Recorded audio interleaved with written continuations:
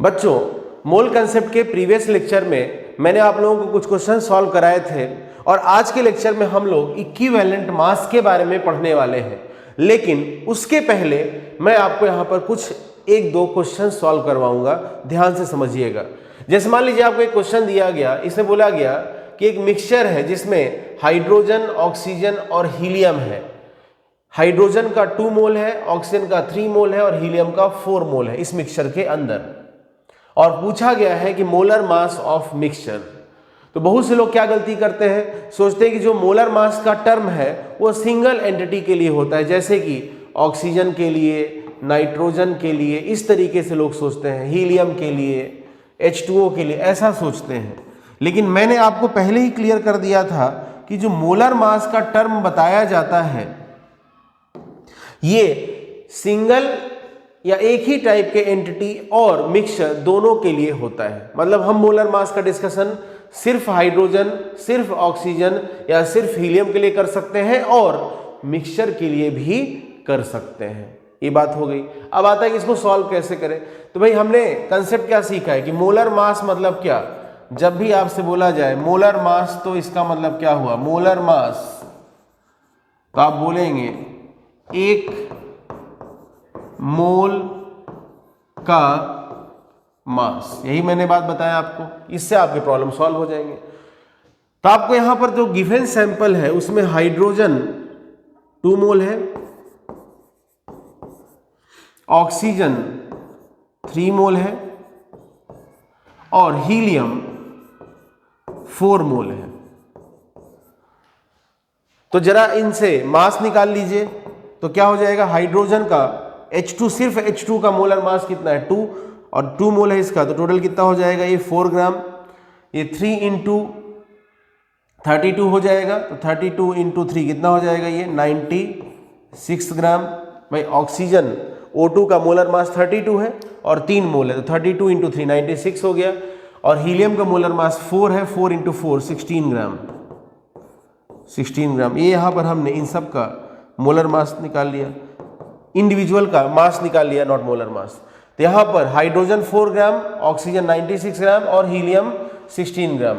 तो इसके बेसिस पे हम लोग क्या कह सकते हैं, टोटल मास कितना हो गया, मास या कहें टोटल मास।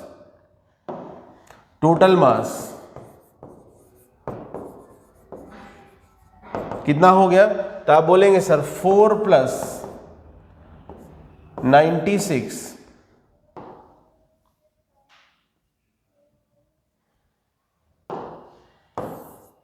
आप बोलेंगे कि सर हो गया टोटल मास 4 प्लस 96 प्लस 16, तो कितना हो गया 96 प्लस 16 कितना हो गया 100 और प्लस 16 तो 116, टोटल मास हो गया 116 ग्राम।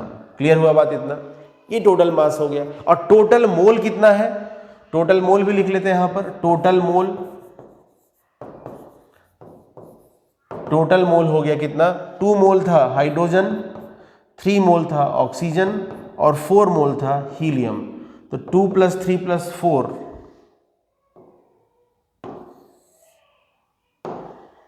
ये कितना हो गया टोटल, ये हो गया टोटल 9 मोल। टोटल मोल कितना हो गया 9 और टोटल मास कितना हो गया 116। लेकिन मोलर मास का डेफिनेशन क्या बोलता है, 1 मोल का मास। मोलर मास का डेफिनेशन क्या बोलता है, 1 मोल का मास। तो इस मिक्सचर में टोटल मोल्स कितने हैं, 2 प्लस 3 प्लस 4 9 मोल्स है और इन 9 मोल्स का टोटल मास है 116। तो आप यहां पर बोलेंगे कि भाई हमें मोलर मास पता करना है, तो आप यहां पर क्या कहेंगे, आप कहेंगे, आप कुछ इस तरीके से इस बात को लिखेंगे कि 1 मोल, या पहले लिख लेते हैं 9 mole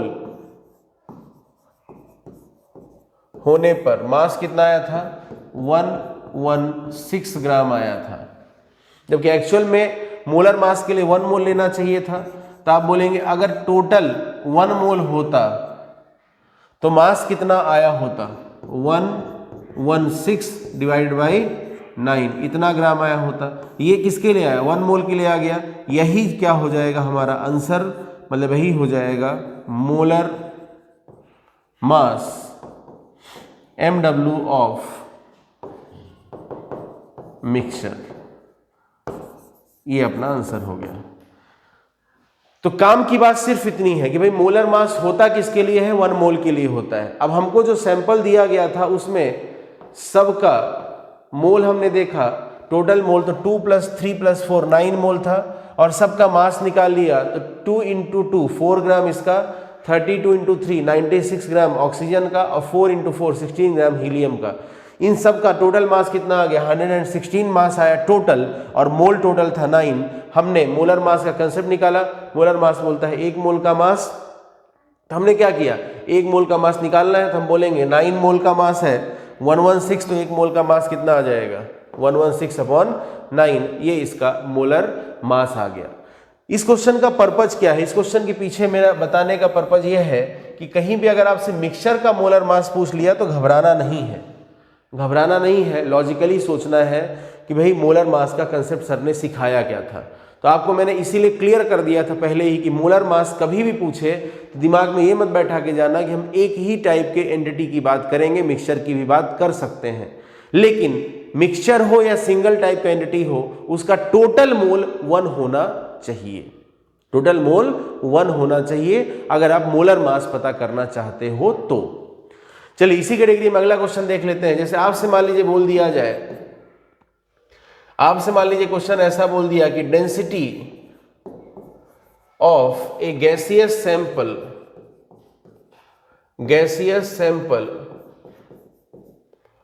is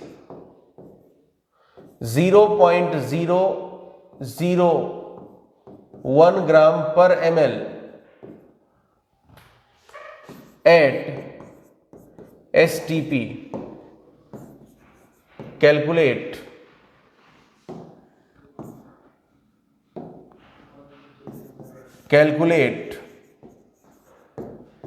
molar mass of gaseous mixture, ऐसा आपको यहां पर बोल दिया गया। ठीक है, गैसियस सैंपल है तो गैसियस मिक्सचर का उससे कोई फर्क नहीं पड़ता है, ठीक है, बट जनरली मिक्सचर बोल करके क्वेश्चन पूछा जाता है इसलिए मैं मिक्सचर लिख देता हूं। ठीक है, ऐसा आपके सामने क्वेश्चन आया। कैसे सॉल्व करेंगे, सॉल्व कैसे करेंगे, सोल्यूशन देखते हैं। हम बोलेंगे अच्छा डेंसिटी कितना है, डेंसिटी है 0.001 ग्राम पर ml। ठीक है, इसका मतलब हम ऐसा भी बोल सकते हैं कि 1 ml मिक्सचर का मास 0.001 ग्राम है। ऐसे बोल सकते हैं ना कि 1 ml मिक्सचर का मास, 1 ml मिक्सचर का मास जो है वो 0.001 ग्राम है। लेकिन हमें मोलर मास पता करना है और STP दे दिया कंडीशन, तो 1 मोल, अगर 1 मोल गैस है STP पर तो कितना वॉल्यूम लेके बैठेगा, 22,400 ml वॉल्यूम लेके बैठेगा। ठीक है, और 1 मोल का जो मास आएगा, 1 मोल का जो मास आएगा वो मोलर मास होगा, 1 मोल का जो मास होगा मोलर मास होगा। तो जरा दोनों को कोरिलेट कर दीजिए। आप क्या बोल सकते हैं दोनों को कोरिलेट करके कि अगर STP दिया होगा तो कंडीशन यहां पर STP या फिर NTP लिखा होना चाहिए।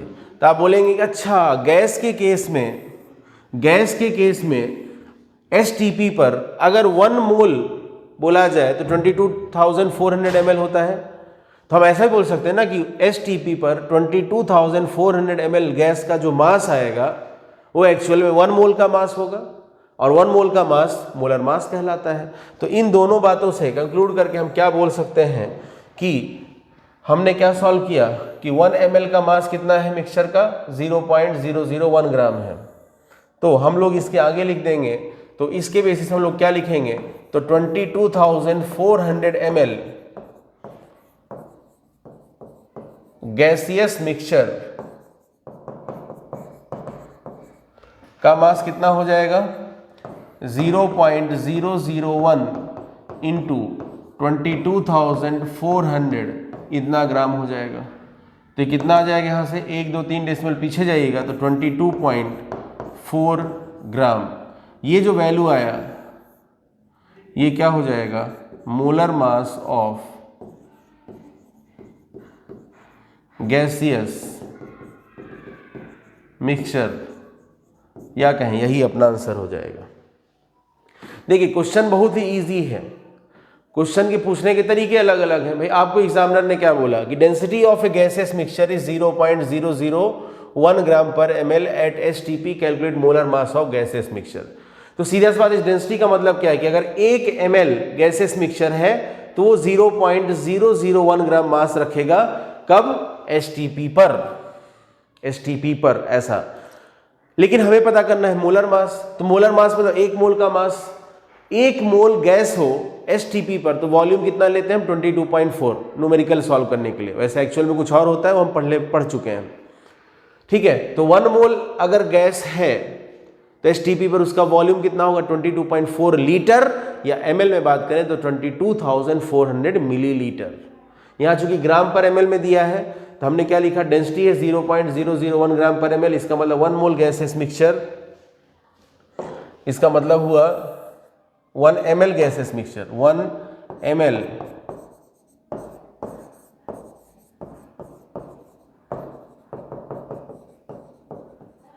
गैसियस मिक्सचर का मास है 0.001 ग्राम। अब आपको सोचना है यार मोलर मास निकालना है तो 1 ml नहीं लेना पड़ेगा, कितना लेना पड़ेगा 22,400 ml लेना पड़ेगा उस गैसियस मिक्सचर का, क्योंकि 1 मोल गैसियस मिक्सचर हो या गैस हो STP पर तो वॉल्यूम कितना लेना चाहिए 22,400 ml या फिर 22.4 लीटर। तो हम बोलेंगे अच्छा 22,400 ml का मास कितना, तो हमने सॉल्व कर लिया।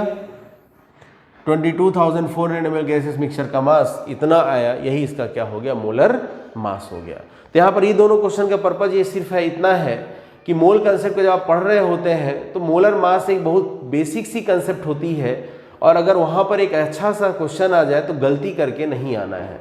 ठीक है, तो आप अपने नोटबुक में पहले इन क्वेश्चंस को नोट करेंगे, फिर हम लोग आगे बढ़ेंगे। चलिए जल्दी से वीडियो को पॉज करके इसे नोट करिए, इसको नोट करिए, वीडियो पॉज करके नोट करिएगा।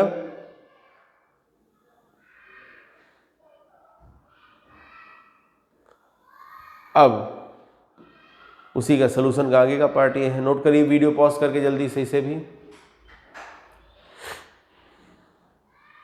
इसके बाद वीडियो को पॉज करके ये क्वेश्चन नोट करिए, वीडियो को पॉज करके नोट करिए जल्दी से।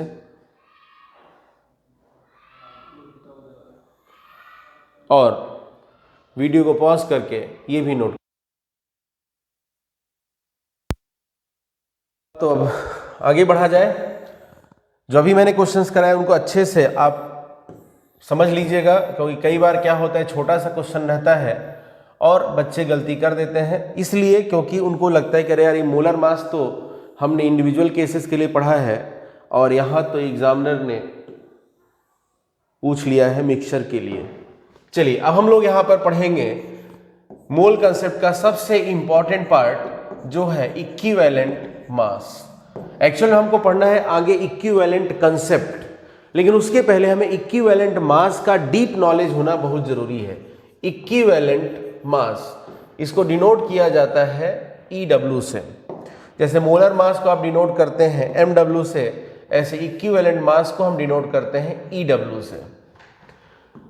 डिफाइन करने की बात करें तो बिल्कुल वैसा ही है। मोलर मास के लिए आप बोलते हैं 1 मोल का मास, इक्विवेलेंट मास के लिए कहेंगे आप 1 इक्विवेलेंट का मास। ठीक है, तो एक तो ये हो गया भाई 1 इक्विवेलेंट का मास, है ना, 1 इक्विवेलेंट का मास क्या कहलाएगा, इक्विवेलेंट मास कहलाएगा। ये तो बिल्कुल मूल कंसेप्ट जैसा ही डेफिनेशन उठा लिया हमने, बट हमको इसमें कंसेप्ट पे ज़्यादा ध्यान देना है। बहुत इंपॉर्टेंट कंसेप्ट है इक्विवेलेंट मास। अगर हमको लिखना हो तो हम क्या लिखते हैं, equivalent mass is equal to molar mass upon valency factor, molar mass upon valency factor. Valency factor का जो भी कंसेप्ट है मैं आपको पहले ही पढ़ा चुका हूं, इसलिए उसके बारे में यहाँ पर हम टाइम वेस्ट बिल्कुल भी नहीं करेंगे। ठीक है, मोलर इक्विवेलेंट वैलेंसी फैक्टर का जो कंसेप्ट हमको जरूरी होता है, जो पढ़ना होता है, वो हम लोग पहले से ही पढ़ चुके हैं। जैसे हमने क्या क्या पढ़ा है बस एक बार ब्रीफ कर देता हूँ। वैलेंसी फैक्टर अगर एसिड का हो, वैलेंसी फैक्टर ऑफ एसिड, तो हम क्या देखते हैं, हम देखते हैं यहाँ पर कितने ने उसके पास रिप्लेसेबल H+ है एक मॉलिक्यूल में, नंबर ऑफ रिप्लेसेबल H+ देखते हैं। अगर वैलेंसी फैक्टर हमको बेस का देखना हो तो हम क्या देखेंगे, नंबर ऑफ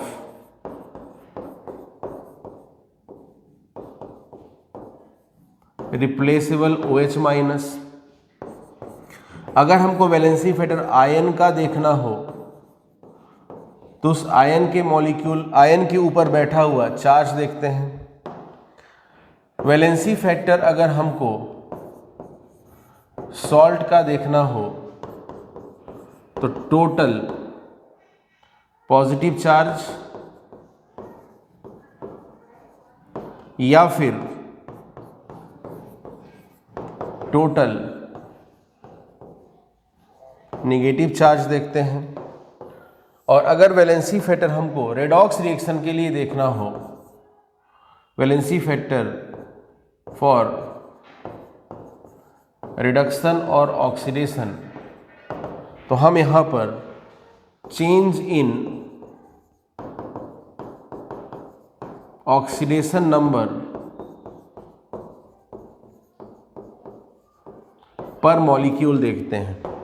ये सारी कहानी वैलेंसी फैक्टर की मैं आपको पहले ही पढ़ा चुका हूँ कि अगर हमें एसिड का वैलेंसी फैक्टर देखना होगा तो हम रिप्लेसेबल H+ देखेंगे, बेस का वैलेंसी फैक्टर देखना होगा तो रिप्लेसेबल OH- देखेंगे, आयन का वैलेंसी फैक्टर देखना होगा तो उस पर बैठा हुआ चार्ज देखेंगे, सॉल्ट का वैलेंसी फैक्टर देखना होगा तो टोटल पॉजिटिव चार्ज या फिर टोटल नेगेटिव चार्ज देखेंगे, और अगर रिडक्शन ऑक्सीडेशन का वैलेंसी फैक्टर देखना होगा तो change in oxidation number per molecule देखेंगे। ये पूरी कहानी हम पहले से जानते हैं, मैं आपको ये पहले पढ़ा चुका हूं। ये तो हो गया वैलेंसी फैक्टर का जो यहाँ पर कंसेप्ट था वो मैंने लिख दिया, और यहां पर मैंने आप लोगों को इक्विवेलेंट मास का फॉर्मूला लिख दिया कि equivalent mass is equal to क्या हो जाएगा, molar mass by valency factor. ये फॉर्मूला मैंने लिख दिया। अब सबसे जरूरी क्या होता है, सबसे जरूरी क्या होता है, इस फॉर्मूले का मतलब समझना। जैसे मैंने लिख दिया equivalent mass is equal to molar mass by valency factor, इसमें कुछ दम नहीं है, कोई बहुत बड़ी बात नहीं है, हर बुक में लिखा हुआ मिल जाएगा। हमें इसका मतलब समझ में आना चाहिए। एक बार फिर रिपीट करता हूं, equivalent mass equal to molar mass by valency factor, ये फॉर्मूला याद होना चाहिए, बट इस फॉर्मूले से ज्यादा जरूरी है इसमें छुपी हुई जानकारी निकालना, इसके पीछे की इंफॉर्मेशंस निकालना। तो चलिए समझते हैं यहां पर ध्यान से। इसके लिए मैं क्या करूंगा, कुछ आयंस का मैं यहां पर इक्विवेलेंट मास लिखूंगा। यहां मैं लिख देता हूं आयन, और दूसरी तरफ मैं लिख देता हूं इक्विवेलेंट मास। कुछ आयंस का मैं यहां पर इक्विवेलेंट मास लिखूंगा। ठीक है, समझिएगा ध्यान से। जैसे मान लीजिए हमने सोडियम आयन लिया, सोडियम आयन, तो इक्विवेलेंट मास कैसे निकालते हैं, equivalent mass equal to molar mass upon valency factor. तो यहां पर इसका इक्विवेलेंट मास क्या हो जाएगा, मोलर मास इसका कितना सोडियम का 23, और इसके ऊपर चार्ज कितना है 1, तो 23/1। यहां पर थोड़ा सा इस कॉलम को और एक्सटेंड कर देते हैं।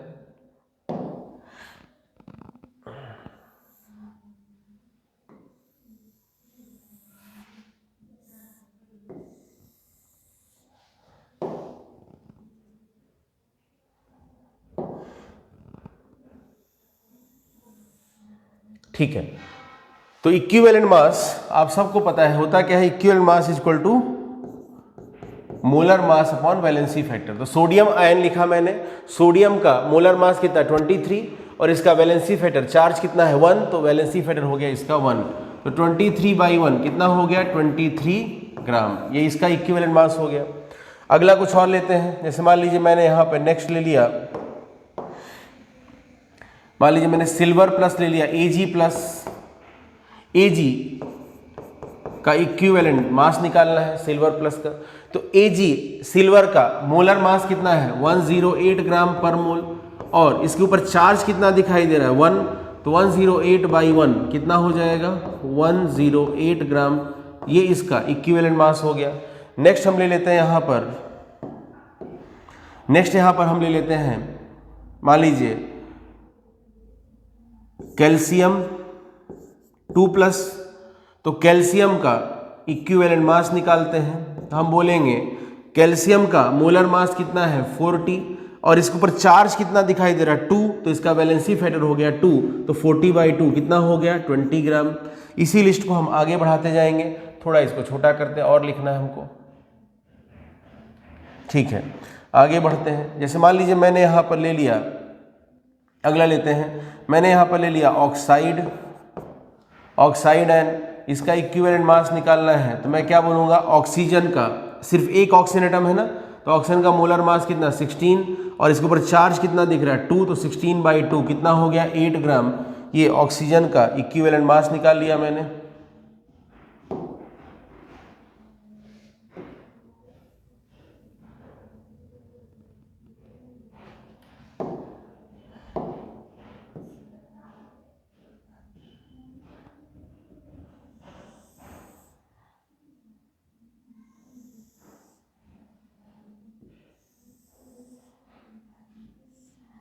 हमको और आयंस लिखने हैं, इसलिए मैं थोड़ा सा यहाँ पर कॉलम को एक्सटेंड कर रहा हूँ।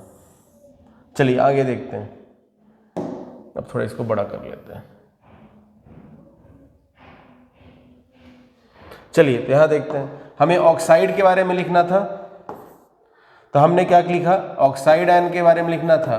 तो एक ऑक्सीजन का O एटम बस है ना, मोलर मास 16 हो गया, और चार्ज इसका 2 है, तो वैलेंसी फैक्टर 2 हो गया, 16/2 8 ग्राम हो गया।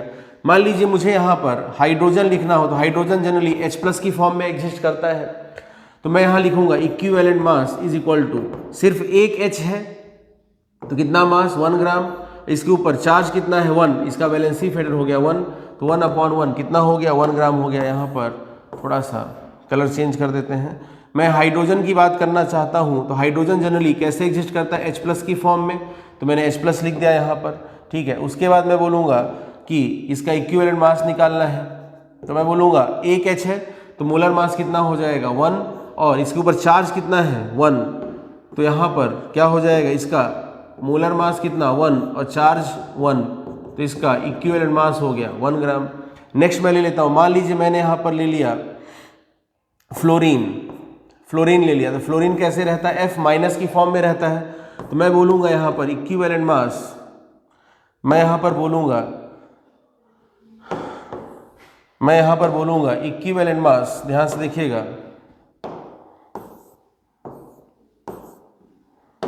मेरे से बोल दिया गया फ्लोरीन, तो फ्लोरीन कैसे रहेगा F- की फॉर्म में रहेगा, तो मैं इसका इक्विवेलेंट मास कैसे लिखूंगा, equivalent mass is equal to, fluorine का मास नंबर कितना है, मोलर मास कितना है 19, और इसके ऊपर चार्ज है 1, तो इसका वैलेंसी फैक्टर हो गया 1, तो 19/1 कितना हो गया 19 ग्राम, ठीक है। इस तरीके से एक और लिख लेते, मान लीजिए मैंने एल्यूमिनियम आयन लिया Al3+, तो यहाँ पर मुझे इसका इक्विवेलेंट मास निकालना है, तो मैं क्या कहूँगा, एल्यूमिनियम आयन Al3+ है,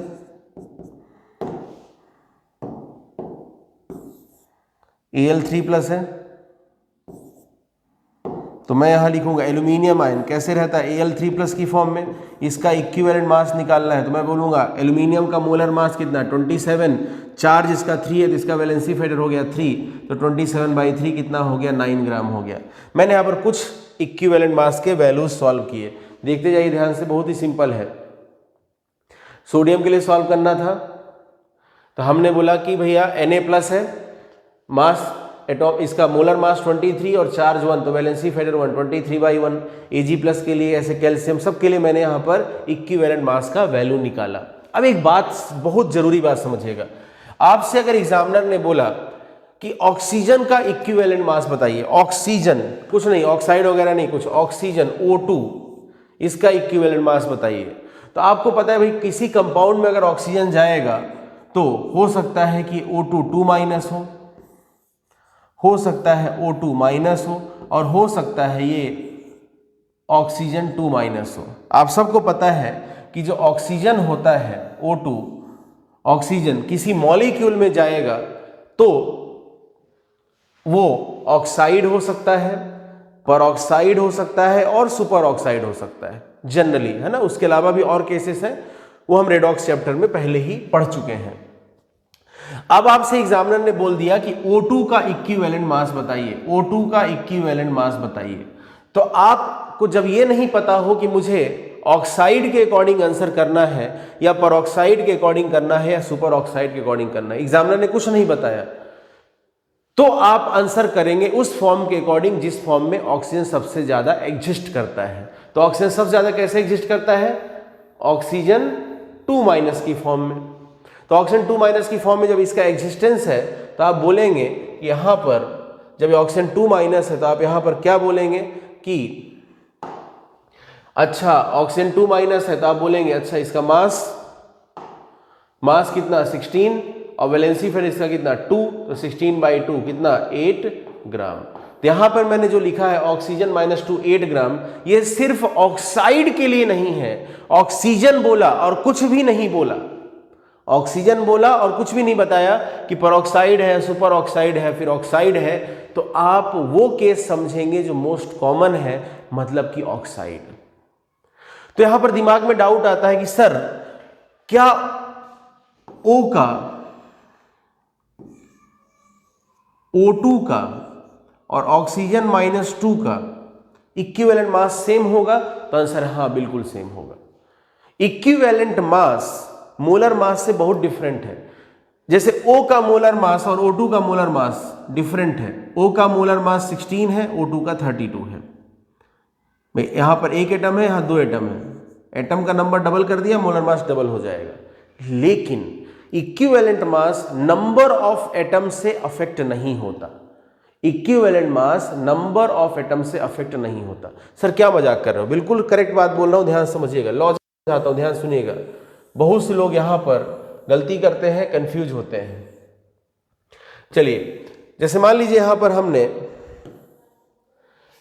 हमने अलग अलग के इक्विवेलेंट मासेस निकाले। अब मैं एक कंसेप्ट सिखाता हूं, ध्यान समझिएगा। जैसे मान लीजिए मेरे से किसी ने क्वेश्चन बोल दिया equivalent mass of oxygen is, एक ऑप्शन दे दिया, या ऑप्शन छोड़ो ना, ठीक है, सीधा सीधा पूछ लिया equivalent mass of oxygen is. तो आप सोचेंगे भाई ऑक्सीजन तो O2 है, तो O2 से मतलब नहीं है हमको, मतलब है कि एग्जिस्ट किस फॉर्म में किसी कंपाउंड के अंदर करेगा। तो हम देखेंगे, मैंने अभी थोड़ी देर पहले बताया, ये ऑक्साइड आयन,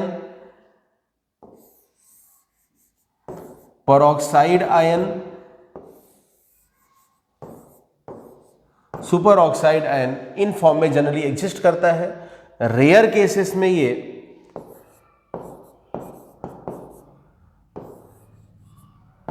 प्लस चार्ज रखता है, जैसे कि O2F2 और OF2, ये हम रेडॉक्स से जानते हैं। अब हमने यहां पर ऑक्साइड का इक्विवेलेंट मास निकाला, इक्विवेलेंट मास, तो हम क्या बोलेंगे, इसका मास कितना है 16, मास कितना 16 और वैलेंसी फैक्टर 2, तो कितना हो गया 8 ग्राम हो गया। हमने परऑक्साइड का इक्विवेलेंट मास निकाला, तो परऑक्साइड में जरा ध्यान से देखिएगा, 2 ऑक्सीजन है, 2 ऑक्सीजन 32 और इसका वैलेंसी फैक्टर कितना 2, तो 32/2 कितना हो गया 16 ग्राम हो गया। फिर इधर आ जाते हैं, सुपर ऑक्साइड अगर है तो इसका इक्विवेलेंट मास क्या हो गया, O2 है तो मास 32 और वैलेंसी फैक्टर कितना 1, क्योंकि चार्ज 1 है, कितना हो गया 32 ग्राम हो गया। तो परऑक्साइड के ऑक्साइड के अंदर, परऑक्साइड के अंदर और सुपर ऑक्साइड के अंदर इक्विवेलेंट मासेस अलग अलग हैं। लेकिन मैंने क्या बोला, आपको नहीं पता कि परऑक्साइड की फॉर्म में है, सुपर ऑक्साइड की फॉर्म में है या फिर ऑक्साइड की फॉर्म में है, तो आप करेंगे क्या? जो सबसे ज्यादा कॉमन केस है, मोस्ट एबंडेंट केस है, तो मोस्ट कॉमन केस कौन सा है? आप सबको पता है कि मोस्ट कॉमन केस ऑक्सीजन के केस में होता है, किसका? ऑक्साइड का। दिस इज मोस्ट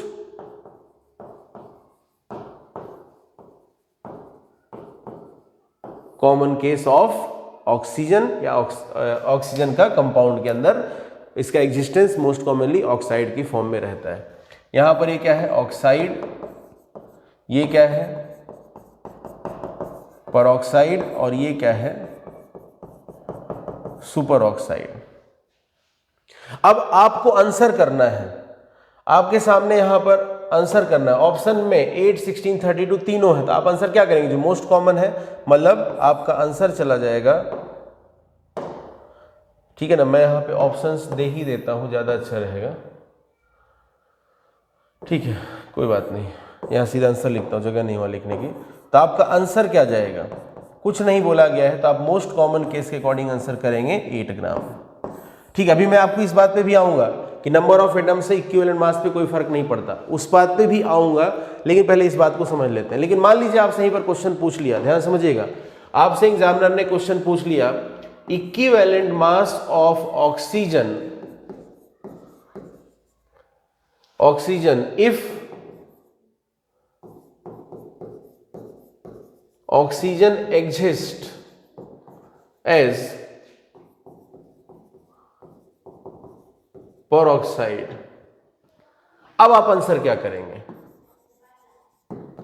अब तो यहां एग्जामिनर ने बोल दिया ना कि परऑक्साइड की तरह एग्जिस्ट कर रहा हो, तो परऑक्साइड मतलब क्या, O2 2 माइनस, आप सीधा आंसर करेंगे equivalent mass is equal to कितना, O2 का मोलर मास कितना 32 और चार्ज कितना इसके ऊपर 2, तो 32/2 कितना 16 ग्राम। आप इसका यहां पर आंसर कर देंगे 16 ग्राम, ये इसका आंसर आ गया। लेकिन इसी में आपसे एग्जामिनर ने क्वेश्चन पूछ दिया, क्या बोल दिया question, equivalent mass of oxygen, पहले कंसेप्ट सीखिएगा ध्यान से, equivalent mass of oxygen if it exist as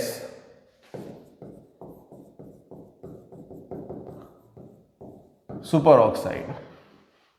तो अब आपका आंसर क्या होगा, सुपर ऑक्साइड क्या होता है, कोई बोले सुपर ऑक्साइड क्या होता है, तो आप बोलेंगे सर सुपर ऑक्साइड होता है O2 माइनस। अब O2 माइनस का इक्विवेलेंट मास निकालिए, तो आप बोलेंगे equivalent mass is equal to molar mass by valency factor. O2 का मोलर मास कितना 32 और इसके ऊपर चार्ज कितना है 1, तो 32 ग्राम। बात समझ में आ गया, ये इसका सोल्यूशन हो गया, ठीक है, ये इसका सोल्यूशन हो गया। तीनों क्वेश्चन को एक बार ब्रीफ करता हूं, फिर आगे की कहानी समझाता हूं। पहले क्वेश्चन में पूछा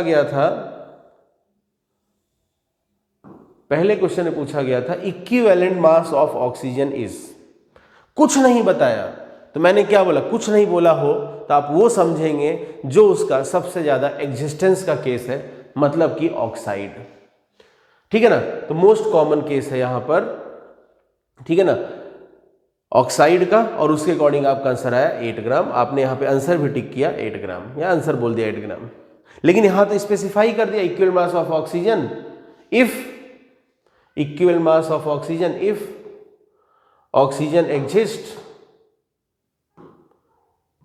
if oxygen exist as peroxide, ठीक है ना।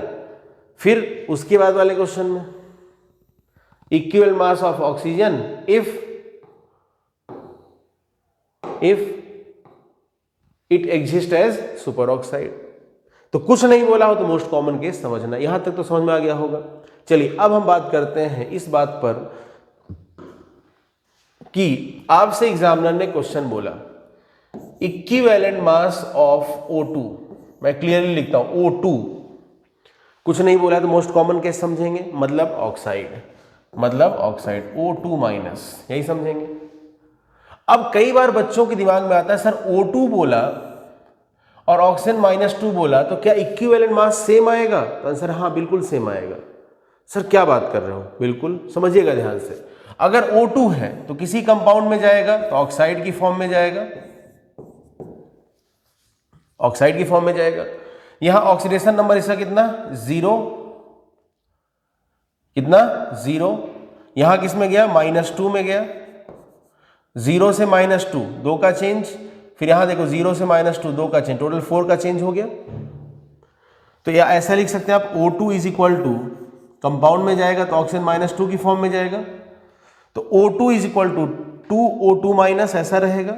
यहाँ पर 0 से -2 में गया, 2 का चेंज है, लेकिन यहाँ एक O2 के अंदर 2 ऑक्सीजन एटम है, तो टोटल 4 का चेंज है। यहाँ वैलेंसी फैक्टर कितना लिखेंगे इसका वैलेंसी फैक्टर हो गया 4। वैलेंसी फैक्टर कितना हो गया 4।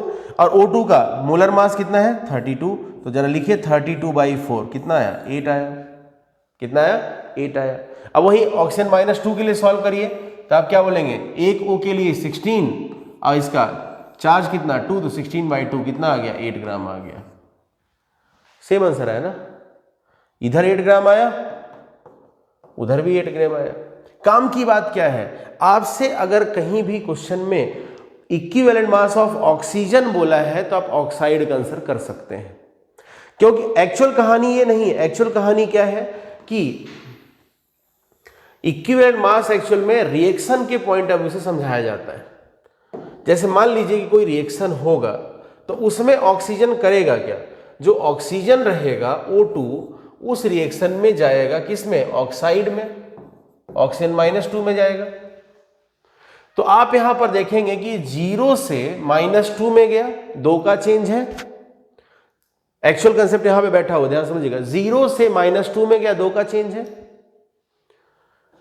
लेकिन यहां पे एक O2 के अंदर 2 ऑक्सीजन एटम है, तो टोटल चेंज 4 का हो गया।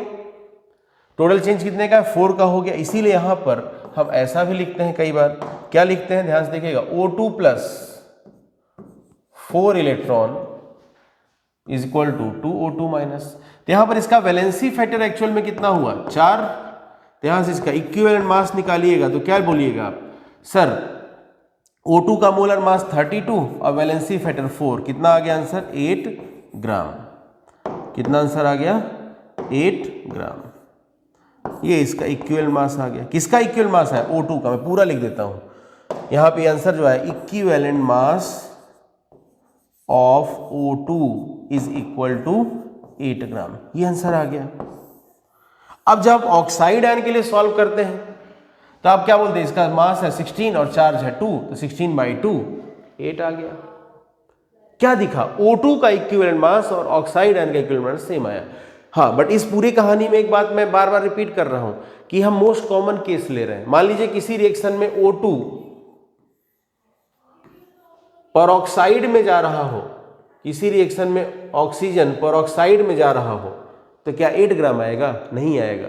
तब क्या होगा, आप बोलेंगे कि सर यहां पर 0 से -2 में गया, 0 से -2 में गया, कितने का चेंज 2 का चेंज। कितने का चेंज 2 का चेंज, पूरा O2 इसमें कंसीडर हो गया ना। या ऐसा कर सकते हैं, मैं यहां पर इसको और थोड़ा सा इलेबोरेट करता हूं, रेडॉक्स के पॉइंट ऑफ व्यू समझाता हूं। O2 2 माइनस में गया, तो यहां पर ऑक्सीडेशन नंबर कितना 0, यहां पे आप लिखेंगे 2x, एक ऑक्सीजन का ऑक्सीडेशन नंबर x, तो 2 का 2x minus equal to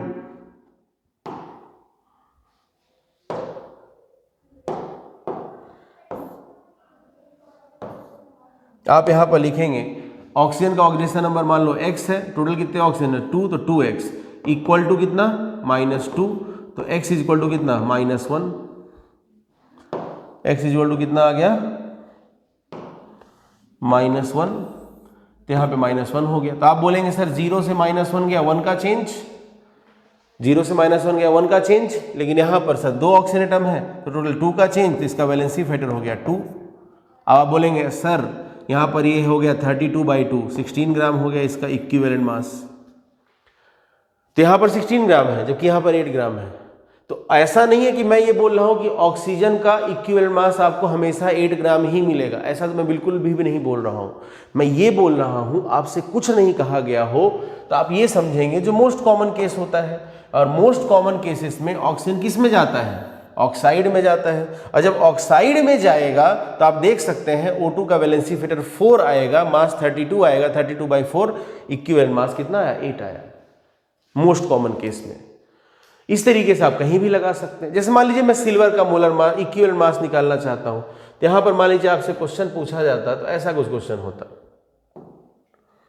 question कुछ ऐसा होता, कैलकुलेट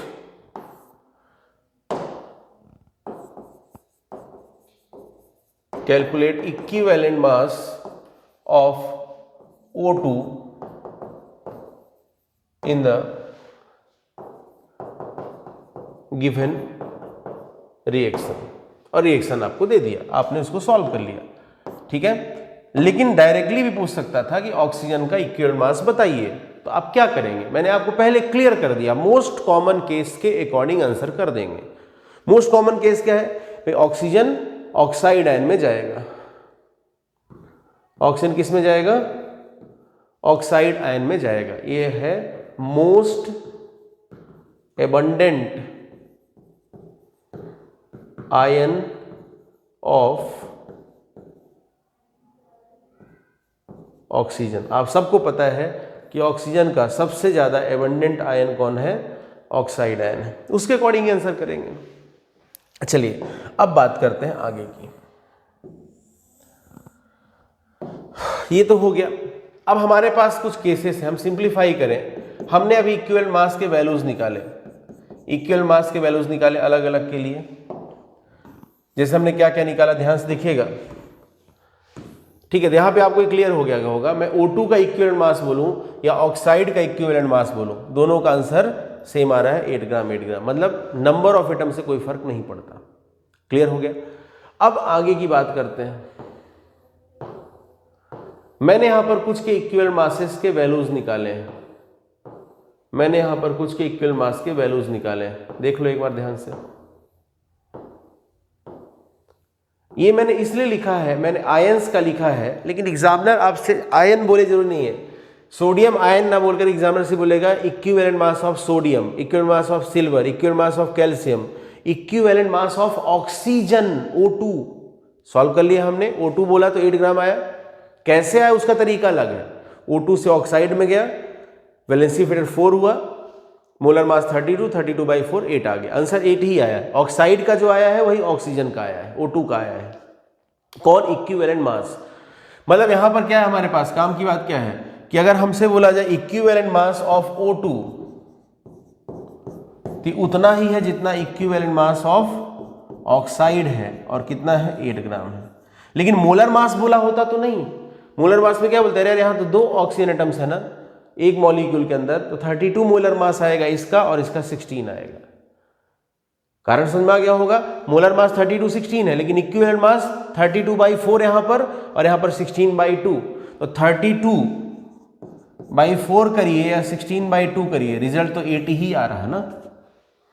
तो यहां पर इंपॉर्टेंट बात क्या है, काम की बात क्या है, आपसे मैंने यहां पर आपको जो पढ़ाया उसमें मैंने यहां पर आपको क्या पढ़ाया, ऑक्साइड का इक्विवेलेंट मास सॉल्व कराया, लेकिन ऑक्सीजन का पूछेगा तो भी यही रहेगा। इस तरीके से मैंने यहां पर H+ का इक्विवेलेंट मास आपको कितना सॉल्व कराया, 1 ग्राम सॉल्व कराया।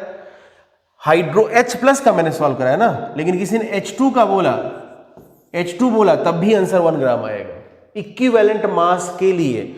मतलब यहां पर मैं क्या बोल सकता हूं कि equivalent mass of H+ is equal to equivalent mass of H2 is equal to कितना, H+ का कितना आएगा, H+ का मोलर मास कितना 1, और चार्ज 1 है, वैलेंसी फैक्टर 1, तो 1/1 कितना आ गया, 1 ग्राम पर equivalent. Equivalent mass of H2 and H+ same, लेकिन क्या मोलर मास सेम रहेगा, नहीं सर, यहां एक ही हाइड्रोजन एटम है, सर यहां पर एक हाइड्रोजन एटम है, मोलर मास इसका 1 ग्राम पर मोल आएगा, और यहाँ 2 हाइड्रोजन एटम है, इसका मोलर मास 2 ग्राम पर मोल आएगा। मोलर मासेस डिफरेंट रहेंगे, इक्विवेलेंट मास डिपेंड इस बात से नहीं करेगा कि कितने एटम्स हैं, हाँ इस बात से जरूर डिपेंड करेगा कि किस पर गया, किस में चेंज हुआ, ऑक्सीजन से ऑक्साइड गया कि ऑक्सीजन से पेरोक्साइड गया कि ऑक्सीजन से सुपर ऑक्साइड गया। लेकिन ज्यादातर मोस्ट कॉमनली ऑक्सीजन ऑक्साइड में ही जाता है, तो हम उसके अकॉर्डिंग ही आंसर कर रहे होंगे, अनटिल अनलेस जब तक कि एग्जामिनर खुद ना बोल दे कि भैया ऑक्सीजन पेरोक्साइड में गया, ऑक्सीजन सुपर ऑक्साइड में गया। क्लियर हो गया। दूसरी बात, हमसे एग्जामिनर H2 का इक्विवेलेंट मास बोले या H+ का बोले, सेम आंसर। हमसे किसी ने O2 का इक्विवेलेंट मास बोला या ऑक्साइड का इक्विवेलेंट मास बोला, सेम आंसर। क्लियर हो गया। मोलर मास में ऐसा मत कर देना, मोलर मास में ऐसी गलती मत करना, ठीक है। इसको मैं आगे और जस्टिफाई करूंगा, इसको और प्रूफ करूंगा। इस तरीके से यहां देखो, मैंने F- का इक्विवेलेंट मास सॉल्व करा है, 19 ग्राम आया। F2 का बोलेगा तो भी यही आएगा, मैं इसको प्रूफ भी करूंगा आगे। एल्यूमिनियम बोले या एल्यूमिनियम आयन बोले, इक्विवेलेंट मास का वैल्यू 9 ग्राम। क्लियर हो गया बात इतना। फिर यहां पर हमने एक केसेस ले लिए, ठीक है। अब देखिए मैं इस बात को प्रूफ करता हूं, ध्यान समझिएगा। भाई हाइड्रोजन की पहले बात कर लेते हैं। हाइड्रोजन या तो H+ होगा या H- होगा, या फिर किसी रिएक्शन में ये H2 से H+ में जा रहा होगा, या फिर किसी रिएक्शन में ये H2 से H- में जा रहा होगा। इतने ही पॉसिबिलिटीज है ना हाइड्रोजन के लिए। तो हमसे किसी ने बोला equivalent mass of H2, equivalent mass of H+, equivalent mass of H-। जरा सॉल्व करते हैं। H+ का बोला, इसके लिए कैसे सॉल्व करेंगे, थोड़ा सा इसको सिस्टमेटिक कर देते हैं ताकि बाद में नोट भी कर लें। आपसे किसी ने क्वेश्चन पूछ लिया equivalent mass of H+, H- and H2, question पूछ लिया। चलिए एक एक करके सॉल्व करते हैं। H+ के लिए सॉल्यूशन देखते हैं। H+ क्या लिखेंगे, equivalent mass is equal to molar mass कितना 1, चार्ज इसके ऊपर 1, वैलेंसी फैक्टर 1, तो इक्विवेलेंट मास आ गया इसका 1 ग्राम पर इक्विवेलेंट। H+ की कहानी खत्म। किसी ने आपसे बोला H- तो आपने क्या बोला, equivalent mass is equal to molar mass कितना 1, एक ही हाइड्रोजन एटम है ना, तो 1 डिवाइड बाई इसका चार्ज कितना 1, तो वैलेंसी फैक्टर 1, तो 1/1 कितना 1 ग्राम आ गया। कितना इक्विवेलेंट मास आ गया इसका 1 ग्राम आ गया। अब किसी ने बोला H2, तो H2 में क्या करेंगे, H2 में हमारे पास दो केस होंगे। H2 में हमारे पास दो केस होंगे। एक केस क्या होगा, एक केस होगा कि H2 H+ में जाता हो, तो वैलेंसी फैक्टर निकालो। तुम क्या बोलोगे, H2 यहां पर 0 है, 0 से किस में गया +1 में गया, कितने का चेंज 1 का चेंज, 0 से +1 में गया 1 का चेंज, लेकिन यहां दो हाइड्रोजन एटम है तो नेट चेंज 2 का हो गया, तो इसका वैलेंसी फैक्टर कितना है 2। जिसको वैलेंसी फैक्टर नहीं पता वो रेडॉक्स का नोटबुक देखे, उसमें मैंने वैलेंसी फैक्टर के सारे केसेस पढ़ा दिए हैं। वैलेंसी फैक्टर की कहानी पुरानी है, अगर आपको ध्यान नहीं है तो आप पुराना नोट्स रिवाइज करिए, आपको दिख जाएगा।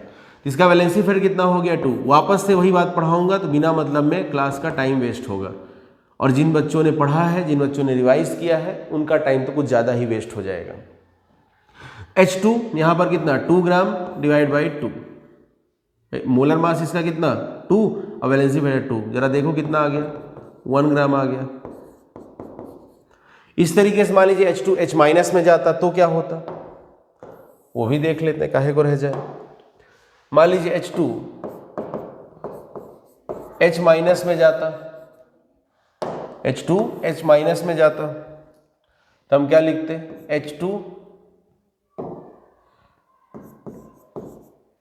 Plus 2 electron is equal to 2H-। अब वैलेंसी फैक्टर निकालो। आप बोलते सर 0 से -1 गया, 1 का चेंज, लेकिन एक H2 मॉलिक्यूल में दो हाइड्रोजन एटम है, तो इसका वैलेंसी फैक्टर हो गया कितना 2। भाई 0 से 1 गया, 0 से -1 गया, 1 का चेंज है, 0 से -1 गया 1 का चेंज है, लेकिन एक H2 मॉलिक्यूल में दो हाइड्रोजन एटम्स हैं, इसका वैलेंसी फैक्टर कितना हो जाएगा 2, क्योंकि नेट चेंज 2 का आएगा।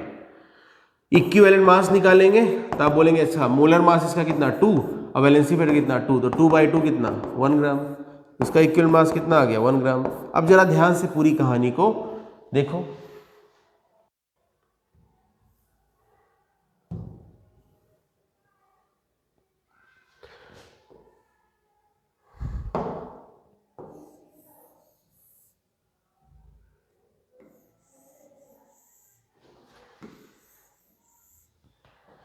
सबको एक जगह रख देता हूं।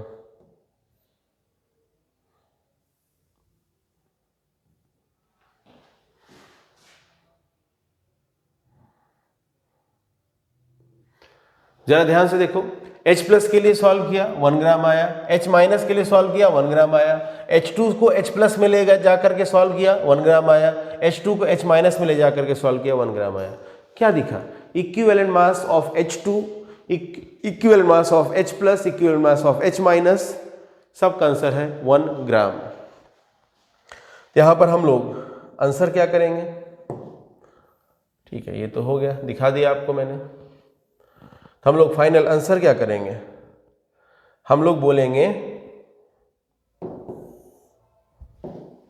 Equivalent mass of H2 is equal to equivalent mass of H plus is equal to equivalent mass of H minus is equal to कितना? 1 ग्राम। ये हो गया। लेकिन इसका मतलब ये मत समझ लेना कि तुम हर जगह पर बिना दिमाग लगाए आंसर टिक करते रहो। जैसे मान लीजिए किसी ने क्वेश्चन पूछ लिया अच्छा जैसे ऑक्सीजन ही है, ऑक्सीजन में ही हमने पीछे सॉल्व किया, ऑक्साइड के लिए, परऑक्साइड के लिए, सुपर ऑक्साइड के लिए, क्या सेम आंसर आया? नहीं आया। मोस्ट कॉमन केस के लिए मैंने बोला कितना है? 8 ग्राम आया। मोस्ट कॉमन केस के लिए कितना है? 8 ग्राम है। मैंने इसीलिए लिखा है most abundant ion of oxygen.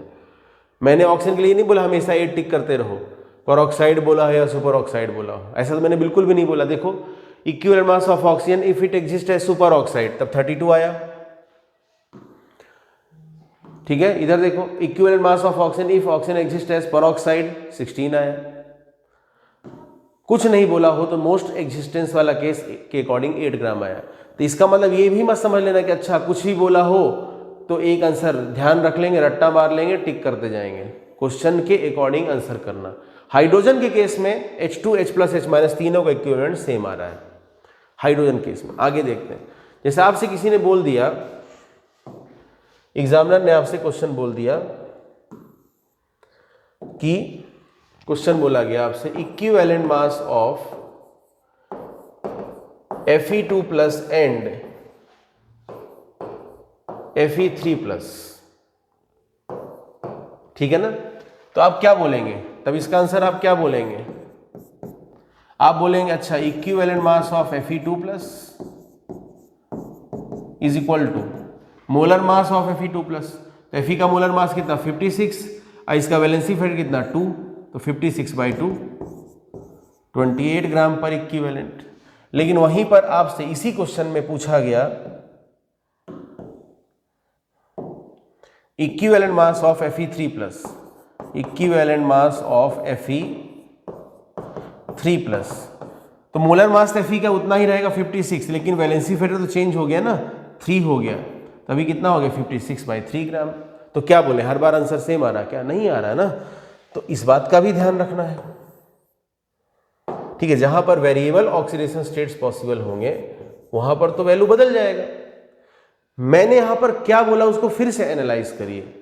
Number of atom पे डिपेंड नहीं करेगा। कि मान लीजिए आपसे बोल दिया कि 10 Fe2 प्लस है तो इसका इक्विवेलेंट मास कितना आएगा? 28 ही आएगा। 50 Fe2 प्लस है, इक्विवेलेंट मास कितना आएगा? 28 ही आएगा। बात समझ में ना? नंबर पे डिपेंड नहीं करेगा। नेचर तो बदल दिया ना, तो बदल जाएगा ना। ऑक्सीजन में ही देखो, ऑक्साइड का अलग आया, परऑक्साइड का अलग आया, सुपर ऑक्साइड का अलग आया। क्लियर हो गया बात? इतना नंबर से एक और तरीका मैंने जो अभी पीछे सिखाया, आपसे किसी ने बोला O2 का बताइए और ऑक्सीजन -2 का बताइए, तो सेम आएगा। क्योंकि हम ये मान के चल रहे होंगे कि O2 किस में जा रहा होगा? ऑक्साइड में ही जा रहा होगा मोस्ट कॉमनली। लेकिन किसी में बोल दिया एग्जामिनर ने कि नहीं नहीं O2 परऑक्साइड में जा रहा है, O2 सुपर ऑक्साइड में जा रहा है, तो फिर हम इसके अकॉर्डिंग आंसर करेंगे क्या? नहीं सर, हम फिर इसके अकॉर्डिंग आंसर करेंगे या फिर इसके अकॉर्डिंग आंसर करेंगे। कुछ नहीं बोला गया हो तो अलग बात है, बोल दिया तो फिर जो बोला उसके अकॉर्डिंग करोगे ना, अपनी मर्जी थोड़ी चलाओगे। तो फिर रिपीट करता हूं कि अगर मैं ऐसा सॉल्व कर रहा हूं, मुझसे किसी ने बोला O2 का इक्विवेलेंट मास बताइए, तो मैं एज्यूम कर रहा हूँगा कि ऑक्साइड में जा रहा होगा, रिएक्शन करके ऑक्साइड में जा रहा होगा। ये छोटी छोटी बातें, लेकिन आगे जब आप न्यूमेरिकल सॉल्व करेंगे तो बहुत मदद करेगा। क्लियर हुआ बात? इतना ये नंबर का खेल है। नंबर का खेल समझ में आना चाहिए। गलती लोग क्या करते हैं, O2 का इक्विवेलेंट मास मान लो बोल दिया x, तो ऑक्साइड का इक्विवेलेंट मास कितना? लोग कहते हैं सर यहाँ 2 एटम है तो x, तो यहाँ एक ही तो x/2, गए काम से। खेल खराब हो चुका है। फिर इसलिए मैंने वो कंसेप्ट सिखाया कि O2 के लिए जब मैंने इक्विवेलेंट मास का वैल्यू सॉल्व किया और ऑक्साइड के लिए सॉल्व किया तो दोनों का वैल्यू हमको सेम मिला था।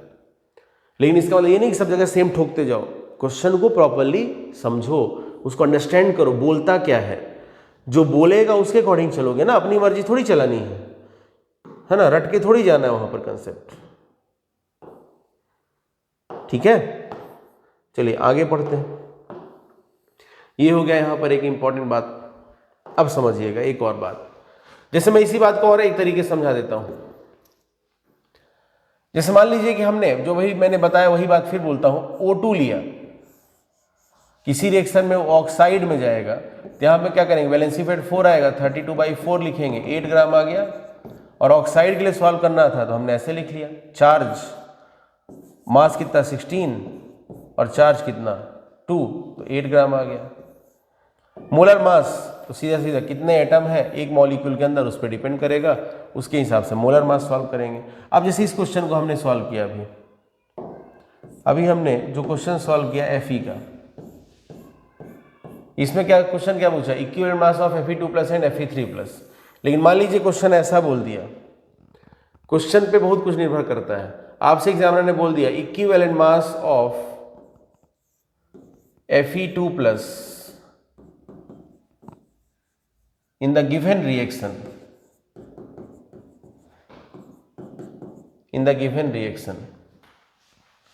क्या रिएक्शन, Fe2+ Fe3+ में जाता हो। ठीक है, फिर आपसे मान लीजिए एक दे दिया Fe2+ Fe में जाता हो, तो यहां क्या बोलेंगे, 2+ से 3+ गया, रेडॉक्स रिएक्शन का पार्ट है, ऑक्सीडेशन हो रहा है, 2+ से 3+ में गया, 1 का चेंज है और एक ही Fe है, इसका वैलेंसी फेटर कितना हो गया 1, तो इसका इक्विवेलेंट मास कितना हो जाएगा 56/1, इसका इक्विवेलेंट मास आ गया 56/1। लेकिन यहां पर क्या बोलेंगे, 2 से 0 में गया, 2 का चेंज है, वैलेंसी फेटर इसका 2 हो गया, इसका इक्विवेलेंट मास कितना हो जाएगा 56/2। सीधा सा बात है। तो देखिए क्वेश्चन के अकॉर्डिंग आपको आंसर करना पड़ेगा, ऐसा नहीं कि अपने मन से कुछ भी रट्टा मार के डेटा बैठ जाइए और फिर आंसर टिक करते रहिए। जैसे इस रिएक्शन में पूछा गया तो इक्विवेलेंट मास क्या बोलेंगे आप, 2+ से 3+ में गया, 1 का चेंज है, वैलेंसी फेटर 1 हो जाएगा क्योंकि एक ही Fe है, तो इक्विवेलेंट मास क्या हो जाएगा, molar mass divide by valency Fetter 1, ये आ जाएगा 56 ग्राम।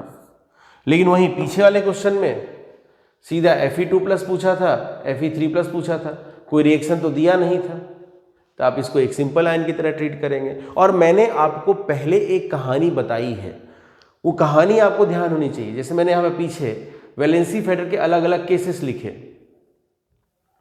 दिखाता हूं, 1 मिनट रुक जाइएगा।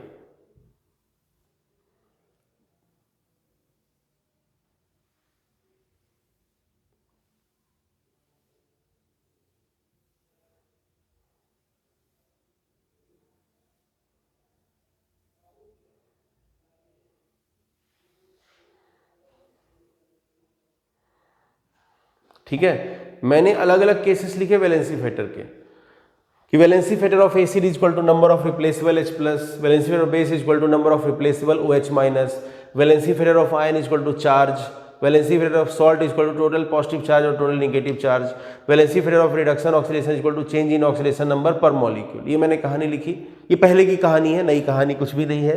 तो मैंने एक बात आपको पहले पढ़ाया है, क्या पढ़ाया है कि ये जो मैंने लिखा valency factor of acid is equal to number of replaceable H+, valency factor of base is equal to number of replaceable OH-, valency factor of ion is equal to charge, या फिर valency factor of salt is equal to total positive charge और total negative charge, ये तभी valid है जब given reaction में या given compound में रेडॉक्स चेंज ना होता हो, मतलब रिडक्शन ऑक्सीडेशन का केस ना बनता हो, तभी हम ऐसा करेंगे। जैसे मान लो यहां पर मैंने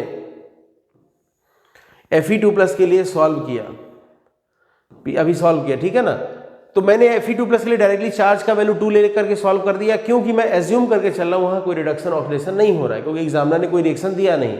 लेकिन अगर कोई रिएक्शन दिया है और उसमें से हमको पता करना है, तो फिर रेडॉक्स में जो पढ़ा है उसको ध्यान रखिएगा। रेडॉक्स में मैं ये सब कहानी पढ़ा चुका हूं।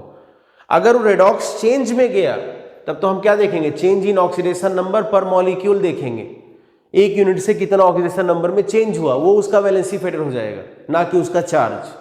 लेकिन अगर किसी आयन में कोई रिडक्शन ऑक्सीडेशन की केसेस नहीं हो रहे हो, मतलब ना रिडक्शन हो रहा हो ना ऑक्सीडेशन हो रहा हो, और तब वैलेंसी फैक्टर बताना हो तो उसका चार्ज देख लेंगे। ये कहानी पुरानी है, अगर आपको ध्यान नहीं तो एक बार जरूर रिवाइज कर लीजिएगा, नहीं तो आपको यहाँ दिक्कत हो जाएगा। ये हो गया। चलिए अब आगे की बात करते हैं। तो ये तो हो गया इक्विवेलेंट मास के अलग अलग केसेस। अब इसका क्या सिग्निफिकेंस है वो हम लोग सीखेंगे, लेकिन पहले आप जल्दी से, अभी सिर्फ फॉर्मूला पर बेस्ड मैंने बातें बताई, अभी हम कुछ इस पे थ्योरेटिकल पार्ट पे आए ही नहीं है। जल्दी से हेडिंग लिखिएगा इक्विवेलेंट मास, हेडिंग लिखिएगा इक्विवेलेंट मास। इसको नोट करिए, जो दिख रहा है उसको नोट करिए, और इसमें लिख लीजिएगा इन केसेस के लिए, इफ रिडक्शन और ऑक्सीडेशन इज नॉट ऑब्जर्व्ड। ये मैं पहले भी बता चुका हूं कि एसिड का वैलेंसी फैक्टर रिप्लेसेबल H+ का नंबर, बेस का वैलेंसी फैक्टर रिप्लेसेबल OH- का नंबर, आयन का वैलेंसी फैक्टर उसका चार्ज, सॉल्ट का वैलेंसी फैक्टर टोटल पॉजिटिव या टोटल निगेटिव चार्ज तब होगा जब रिडक्शन या ऑक्सीडेशन नहीं हो रहा हो।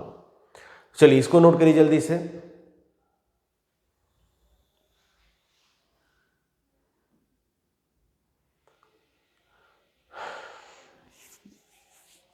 यहां लिखा हुआ है वैलेंसी फैक्टर फॉर रिडक्शन और oxidation equal to change in oxidation number per molecule, और फिर मॉड लगाया गया है। फिर ये टेबल नोट करिएगा, वीडियो पॉज करके नोट करते जाइएगा।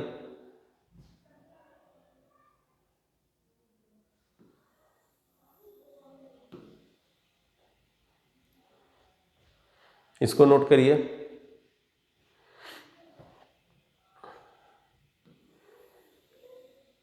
अब ये नोट करिए,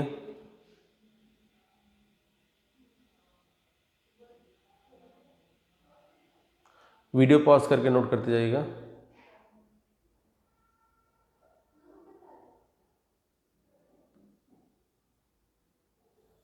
फिर ये नोट करिए,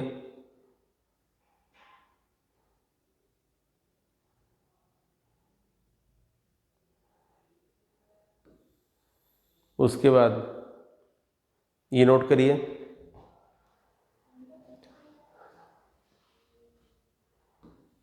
अब ये नोट करिए,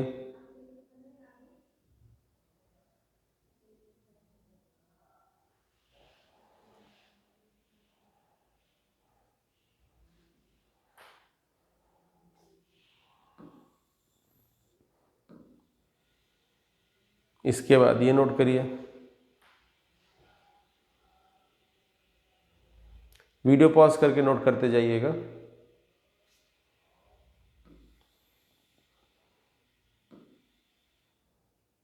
ये नोट करिए,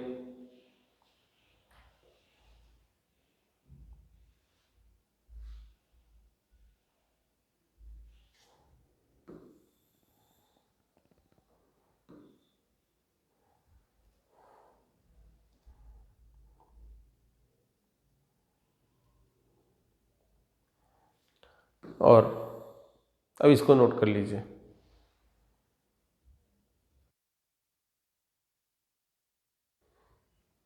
ठीक है, तो चलिए नोट कर लिया होगा, अब आगे पढ़ते हैं। अब देखिएगा ध्यान से, हमने अभी कुछ कुछ केसेस पढ़े, जैसे Ag+ के लिए इक्विवेलेंट मास सॉल्व करना था तो 108 बाई इसका चार्ज 108 ग्राम आया। ऑक्साइड के लिए सॉल्व करना था तो 16/2 8 ग्राम आया। फ्लोराइड के लिए सॉल्व करना था तो कितना आ गया 19 डिवाइड बाई इसका चार्ज कितना 19 ग्राम आ गया। या फिर मान लीजिए सल्फाइड आयन के लिए सॉल्व करना हो तो हम क्या बोलेंगे 32 इसका मास मोलर मास, और वैलेंसी फैक्टर के लिए चार्ज देख लिया 2, तो 32/2 कितना आ गया 16 ग्राम आ गया। मान लीजिए Cl- के लिए सॉल्व करना हो तो क्या हो जाएगा 35.5 ग्राम, ये हो गया इसका मोलर मास, और चार्ज कितना 1, तो 35.5 डिवाइड बाई 1 कितना हो गया 35.5 ग्राम हो गया। ठीक है, इस तरीके से मान लीजिए हमको कुछ और कैल्शियम आयन के लिए लिखना हो तो हम क्या लिखेंगे, मोलर मास इसका कितना 40 और चार्ज कितना 2, तो 40/2 कितना हो गया 20 ग्राम हो गया। या फिर मान लीजिए सोडियम आयन के लिए लिखना हो तो हम क्या लिखेंगे 23 डिवाइड बाई इसका चार्ज कितना 1, तो 23/1 कितना हो गया 23 ग्राम हो गया। ये कुछ ऐसे हमने केसेस अलग अलग पढ़े हैं, ठीक है ना, जैसे सिल्वर आयन का, ऑक्साइड आयन का, फ्लोराइड आयन का, सल्फाइड का, क्लोराइड का, कैल्शियम का, सोडियम का, ये सब केसेस अलग अलग पढ़े हैं। इन सब का यूज क्या है, या हाइड्रोजन का एक हमने पढ़ा वो भी लिख लेते हैं, H+ का लिखूं या फिर H- का लिखूं, अच्छी बात है कि दोनों का वैल्यू सेम आता है 1 ग्राम। ऑक्सीजन के केस में ऑक्साइड का अलग है, परऑक्साइड का अलग है, सुपर ऑक्साइड का अलग है, रटना नहीं है, लॉजिक से सॉल्व करना है। यहां जो डेटा लिखा गया है आपको जो दिखाई दे रहा है डेटा, इसका सिग्निफिकेंस क्या है, इसका इंपॉर्टेंस क्या है। एक्चुअल में अभी तक हमने जो पढ़ा है उसमें हमने फॉर्मूला यूज करके इक्विवेलेंट मास के वैल्यूज निकाले हैं। अभी तक हमने जो पढ़ा, जैसे हमने कहीं पर मान लो ऑक्साइड के लिए ही सॉल्व करना था तो ऑक्सीजन एटम का मोलर मास लिख लिया 16 और चार्ज इसका 2 देखा तो वैलेंसी फैक्टर लिख लिया 2, 16/2 8 ग्राम लिख लिया हमने। मतलब अभी तक हमने जो किया है उसमें हमने फॉर्मूला यूज किया है। अब हम लोग दिमाग यूज करेंगे, सुनिएगा ध्यान से। ये जो डेटा आया है ये डेटा एक्चुअल में इक्विवेलेंट मास के डेफिनेशन को क्रिएट करने में हेल्प करता है, जिसको जनरली लोग रट्टा मारते हैं। कैसे डेफिनेशन क्रिएट करेंगे समझिएगा। जैसे एक जनरल कंसेप्ट तो आप जानते हैं कि एक जनरल कंसेप्ट तो आप जानते हैं कि कोई भी अगर मेटल है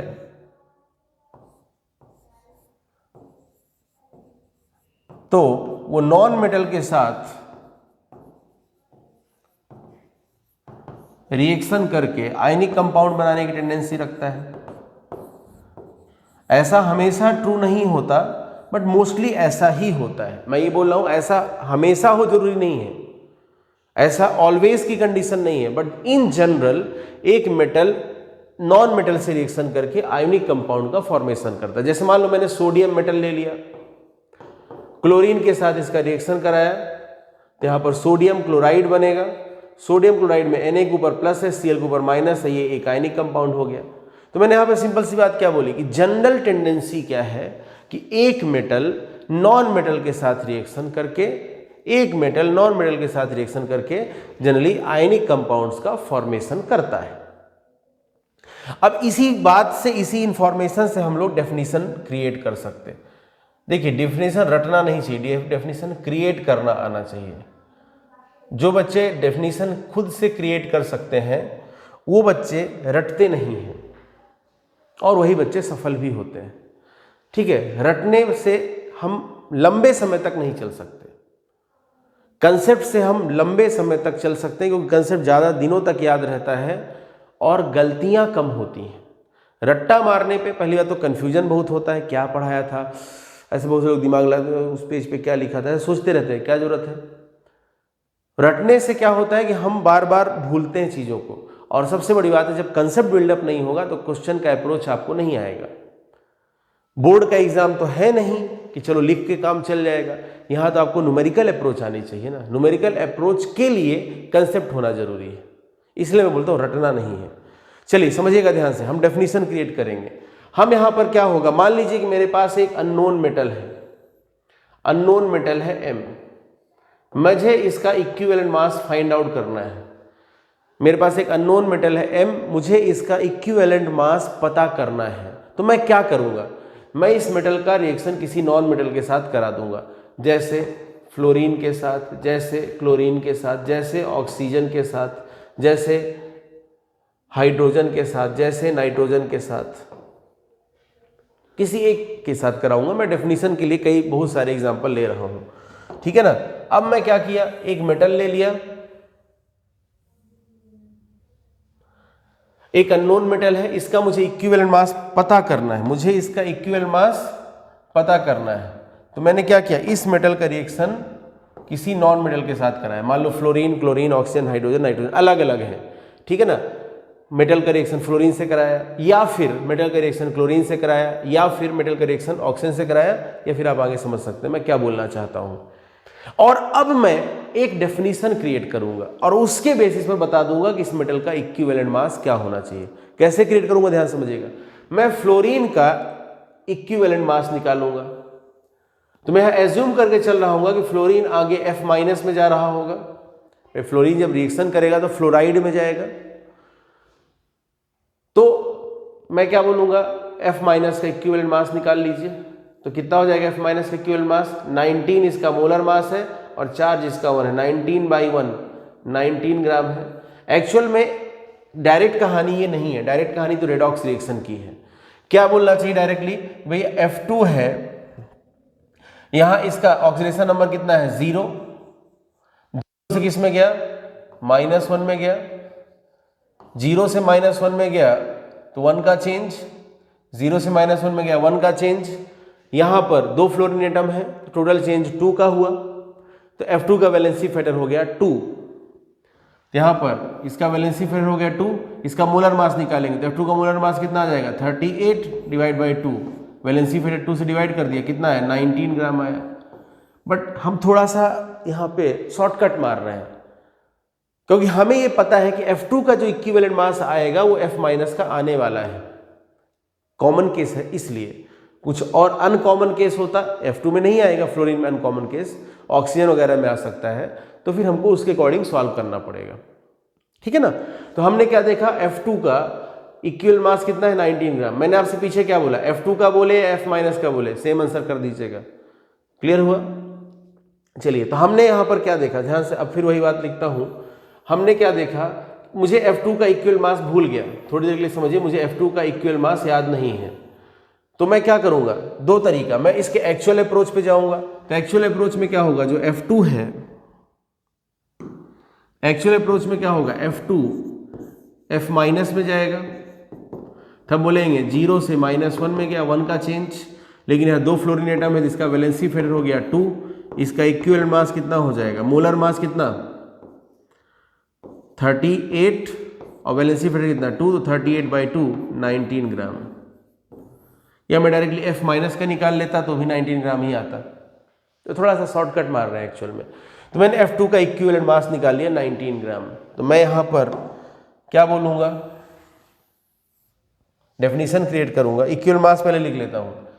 कितना इक्विवेलेंट मास आया F2 का, 19 ग्राम आया। ऐसे Cl2 के लिए सॉल्व करेंगे तो Cl माइनस को सॉल्व कर लीजिए, बेटर रहेगा। Cl2 सॉल्व करने से अच्छा Cl माइनस सॉल्व कर लीजिए, क्योंकि यहाँ पर आप एज्यूम करके चल रहे होंगे कि Cl2 किस में जाएगा, Cl माइनस में जाएगा। Cl2 किस में जाएगा, Cl माइनस में जाएगा। हाँ, अगर किसी और में जाएगा, मान लीजिए कि ClO3 माइनस में जाए या किसी और में जाए, तो फिर वैल्यू बदल जाएगी, तब वैल्यू बदल जाएगी। जब मैं लिख रहा हूं Cl2 के लिए इक्विवेलेंट मास सॉल्व करने के लिए, मैं बोलूँ Cl माइनस का ही यूज कर लीजिए, तो मैं एज्यूम करके चल रहा हूं कि जो Cl2 है वो Cl माइनस में जा रहा है, जो मोस्ट कॉमनली होता है, ठीक है। तो चलिए, मैंने क्या बोला, Cl माइनस के लिए सॉल्व कर लीजिए। तो आपने बोला सर Cl माइनस, अच्छा मास कितना 35.5 और वैलेंसी फैक्टर कितना 1, तो 35.5। ये अपना एक जुगाड़ है, समझ लो, शॉर्टकट तरीका है। रूल के हिसाब से चले तो बोलेंगे 0 से -1 में गया 1 का चेंज, 1 का चेंज, लेकिन 2 क्लोरीन एटम है तो इसका वैलेंसी फैक्टर हो गया 2, मोलर मास इसका 71, वैलेंसी फैक्टर 2, तो 71/2 35.5, इसका इक्विवेलेंट मास आ गया 35.5 रूल के अकॉर्डिंग, ठीक है। तो क्लोरीन का इक्विवेलेंट मास हमने सॉल्व किया, तो हमें कितना मिला, यहाँ पर हमें ये मिला 35.5। इसी तरीके से ऑक्सीजन के लिए सॉल्व करेंगे, मोस्ट कॉमन केस के लिए तो 8 ग्राम आएगा, हाइड्रोजन के लिए किसी भी केस के लिए सॉल्व करेंगे 1 ग्राम आएगा, नाइट्रोजन के लिए सॉल्व करना है तो नाइट्रोजन N2 से N3 माइनस में जाएगा, तो आप बोलेंगे सर 0 से -3 में गया, कितने का चेंज, 3 का चेंज, 0 से -3 में गया 3 का चेंज, लेकिन 2 नाइट्रोजन एटम है तो टोटल 6 का चेंज। यहाँ इसका इक्विवेलेंट मास हो जाएगा 28/6, भाई इसका मोलर मास 28 और वैलेंसी फैक्टर 6, तो 28/6 14/3, ठीक है। या आप डायरेक्टली n माइनस के लिए सॉल्व करते हैं तो आप क्या बोलते हैं, n का मोलर मास 14 और इसके ऊपर चार्ज है 3, तो 14/3 इसका इक्विवेलेंट मास आ जाएगा 14/3। लकली यहाँ पर सेम आ रहा है अपने को, तो कोई दिक्कत ही नहीं है। तो अपन यहाँ पर इसीलिए कंसेप्ट बना लिए उसके बेसिस पर। तो हमने क्या बोला यहाँ पर, इसके लिए जब सॉल्व किया n2 के लिए,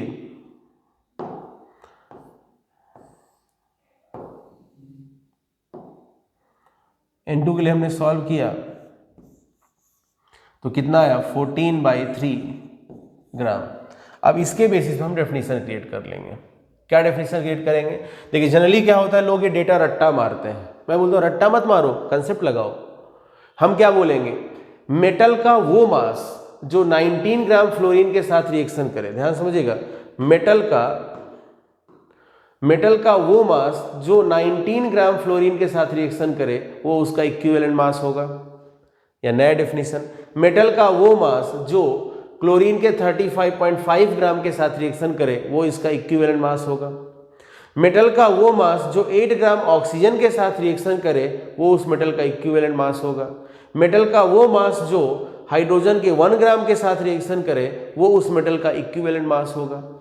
इसी तरीके से हम नया डेफिनेशन और क्या बना सकते हैं, मेटल का वो मास जो नाइट्रोजन के 14/3 ग्राम के साथ रिएक्शन करे वो उसका इक्विवेलेंट मास होगा।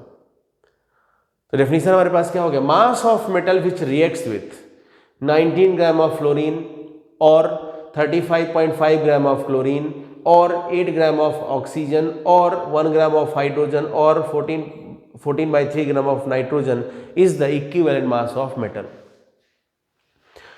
अब क्या हुआ, हमने ये डेफिनेशन रट्टा मार लिया, एग्जामिनर थोड़ा सा चालाक निकला। एग्जामिनर ने बोला कि 2 ग्राम ऑफ मेटल, एग्जामिनर थोड़ा बदमाश निकला। एग्जामिनर ने बोला कि 2 gram of metal reacts with 64 gram of sulphur. What is the equivalent mass of metal. फंस गए, रट्टा मारने वाले फंस गए, कंसेप्ट वाला कभी नहीं फंस सकता, कंसेप्ट वाले को एग्जामिनर फंसा भी नहीं सकता।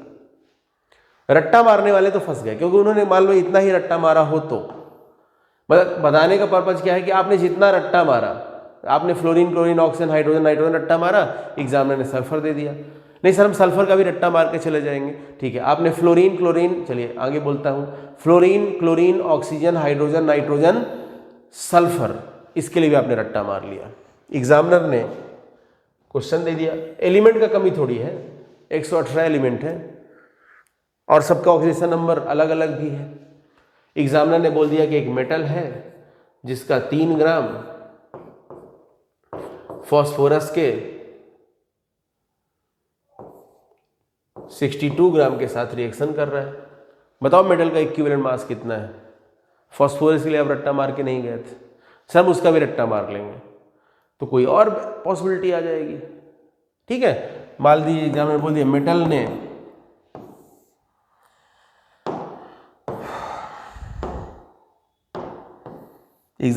मेटल के 1.2 ग्राम ने सेलेनियम के 36 ग्राम के साथ रिएक्शन किया। अब बताइए मेटल का इक्विवेलेंट मास क्या करोगे, कितना रटोगे, रटने का कोई लिमिट नहीं है। फिर तो काम की बात क्या है, एग्जामिनर कुछ भी बोले सर हम सॉल्व कर लेंगे, हमने कंसेप्ट सीखा है। चलिए इसी क्वेश्चन पे आते हैं, ध्यान से देखिएगा। हमसे एग्जामिनर ने क्या बोला, 2 ग्राम मेटल ने 64 ग्राम सल्फर के साथ रिएक्शन किया, तो मेटल का इक्विवेलेंट मास बताइए। हमको डेफिनेशन, मैंने क्या बोला, डेफिनेशन रटने से कोई फायदा नहीं, डेफिनेशन आप याद मत करिए, डेफिनेशन खुद से क्रिएट करिए, खुद से डेफिनेशन तैयार करिए। आपको डेफिनेशन क्रिएट करना आना चाहिए। थोड़ी देर के लिए अपने आप को साइंटिस्ट फील करो, बात समझ में नहीं है।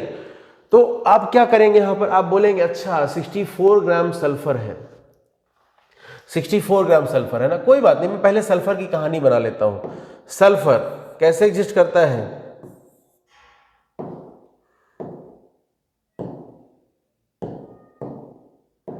सल्फर 2- की फॉर्म में एग्जिस्ट करता है, तो इसका इक्विवेलेंट मास क्या हो जाएगा, एस का मोलर मास कितना 32 और चार्ज इसका कितना 2, 32/2 कितना 16 ग्राम। इसका इक्विवेलेंट मास आएगा 16 ग्राम। ठीक है। और अगर कहानी से सॉल्व करते तो बोलते सल्फर 2- में जाएगा, तो 0 से -2 गया, 2 का चेंज और एक ही सल्फर है, तो इसका वैलेंसी फेरर हो गया 2 और मोलर मास कितना इसका, मोलर मास कितना 32, तो 32/2 कितना आ गया 16। हो सकता है एग्जामिनर, अब एक यहाँ एक बहुत अच्छी बात यहाँ बता देता हूँ जो मैं पीछे आपसे बोल रहा था। मान लीजिए एग्जामिनर ने यहाँ पर सल्फर को S8 बोला होता। आपको पता है कि सल्फर जो है कई अलग अलग फॉर्म में एग्जिस्ट करता है, जैसे कि S6 से लेके S20 तक, लेकिन उनमें से सबसे ज़्यादा एग्जिस्टेंस सल्फर का S8 की फॉर्म में होता है। सल्फर सबसे ज़्यादा S8 की फॉर्म में एग्जिस्ट करता है। एग्जामिनर ने बोल दिया 64 ग्राम ऑफ S8, कोई दिक्कत की बात नहीं है, अपने को लॉजिक आता है। तो चलिए मैंने 2 तरीका सिखाया है। एक तरीका आप शॉर्टकट वाला लीजिए। शॉर्टकट वाला तरीका क्या है, मैंने क्या बोला, अगर मोलर मास बोलेगा S8 का और मोलर मास बोलेगा S का तो अलग अलग आएगा। भाई सीधी सी बात है, एक सल्फर है ना, तो यहाँ आएगा 32 और यहाँ 8 सल्फर है तो कितना आएगा 32 × 8।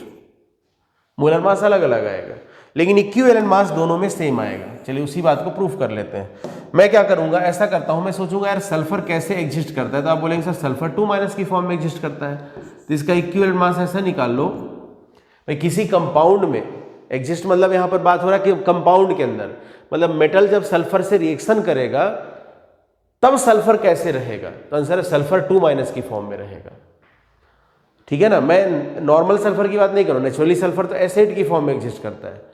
जब मैं लिख रहा हूँ सल्फर S2- की फॉर्म में एग्जिस्ट करता है, ऑक्सीजन ऑक्साइड की फॉर्म में एग्जिस्ट करेगा, फ्लोरीन F- की फॉर्म में एग्जिस्ट करेगा, नाइट्रोजन N-3 की फॉर्म में एग्जिस्ट करेगा, क्लोरीन Cl- की फॉर्म में एग्जिस्ट करेगा, सिल्वर Ag+ की फॉर्म में रहेगा, सोडियम Na+ की फॉर्म में रहेगा, कैल्शियम +2 की फॉर्म में रहेगा। ये जब कहानी में बोलता हूं तो वहां पर मैं कंपाउंड के अंदर की बात कर रहा हूं, नेटिव फॉर्म में नहीं बात कर रहा हूं, मतलब कि फ्री फॉर्म में नहीं बात कर रहा हूं। फ्री फॉर्म में तो सल्फर S8 की फॉर्म में एग्जिस्ट करता है। बात को ध्यान दीजिएगा, छोटी सी बात है, गलती ना करा दे इसलिए बार बार रिपीट कर रहा हूं मैं। तो सल्फर 2- ले लिया, तो मुझे यहां पर इसका इक्विवेलेंट मास निकालना है। मैंने बोला अच्छा सल्फर कंपाउंड के अंदर S-2 की फॉर्म में रहेगा, तो एक सल्फर से मोलर मास का वैल्यू निकाला 16 आ गया, सॉरी 32 आ गया, ये 32 आ गया और इसका चार्ज है 2, तो 32/2 16 ग्राम इसका इक्विवेलेंट मास आ गया। अब मैंने S8 के लिए निकाला, तो मैं क्या बोलूंगा, S8 अगर होगा तो किस में जाएगा, सल्फर 2- में जाएगा। तो मैं बोलूंगा यहां पर ये 0 से -2 में गया, कितने का चेंज, 2 का चेंज। 0 से -2 गया, कितने का चेंज, 2 का चेंज। लेकिन एक के अंदर टोटल 8 सल्फर एटम्स है, तो अगर 1 के लिए 2 का चेंज है तो 8 के लिए 16 का चेंज आएगा। फिर बोलता हूं 0 से -2 गया, 0 से -2 गया तो 2 का चेंज हुआ, 0 से -2 गया तो 2 का चेंज हुआ, लेकिन यहां तो टोटल 8 सल्फर है ना, तो 1 सल्फर के लिए 2 का चेंज है, तो 8 सल्फर के लिए 2 × 8 16 का चेंज आएगा। तो इसका वैलेंसी फिर कितना हो गया, S8 का यहाँ पर 16 हो गया। अब मुझे इसका इक्विवेलेंट मास निकालना होगा, तो मैं क्या करूंगा, मैं लिखूंगा equivalent mass is equal to molar mass. एक सल्फर से मैंने मोलर मास का वैल्यू निकाला 32, लेकिन टोटल 8 सल्फर है तो 32 × 8 और वैलेंसी फिर कितना 16, 8/16 2, जरा देखो ध्यान से 32/2 कितना आ गया, 16 ग्राम ही तो आया। जो सल्फर -2 के लिए इक्विवेलेंट मास निकाला और S8 के लिए निकाला, दोनों के वैल्यूज क्या आ गए, सेम आ गए। क्लियर हुआ बात इतना। हाँ, अगर मैं यहां सल्फर को -2 की फॉर्म में ना एग्जिस्ट करा के किसी और फॉर्म में एग्जिस्ट करा दूं तो कहानी बिगड़ जाएगी। लेकिन एग्जामिनर को भी पता है और आपको भी पता होनी चाहिए कि अगर कुछ नहीं कहा गया हो तो मोस्ट कॉमन केस या मोस्ट एबंडेंट केस के अकॉर्डिंग ही आंसर करना है।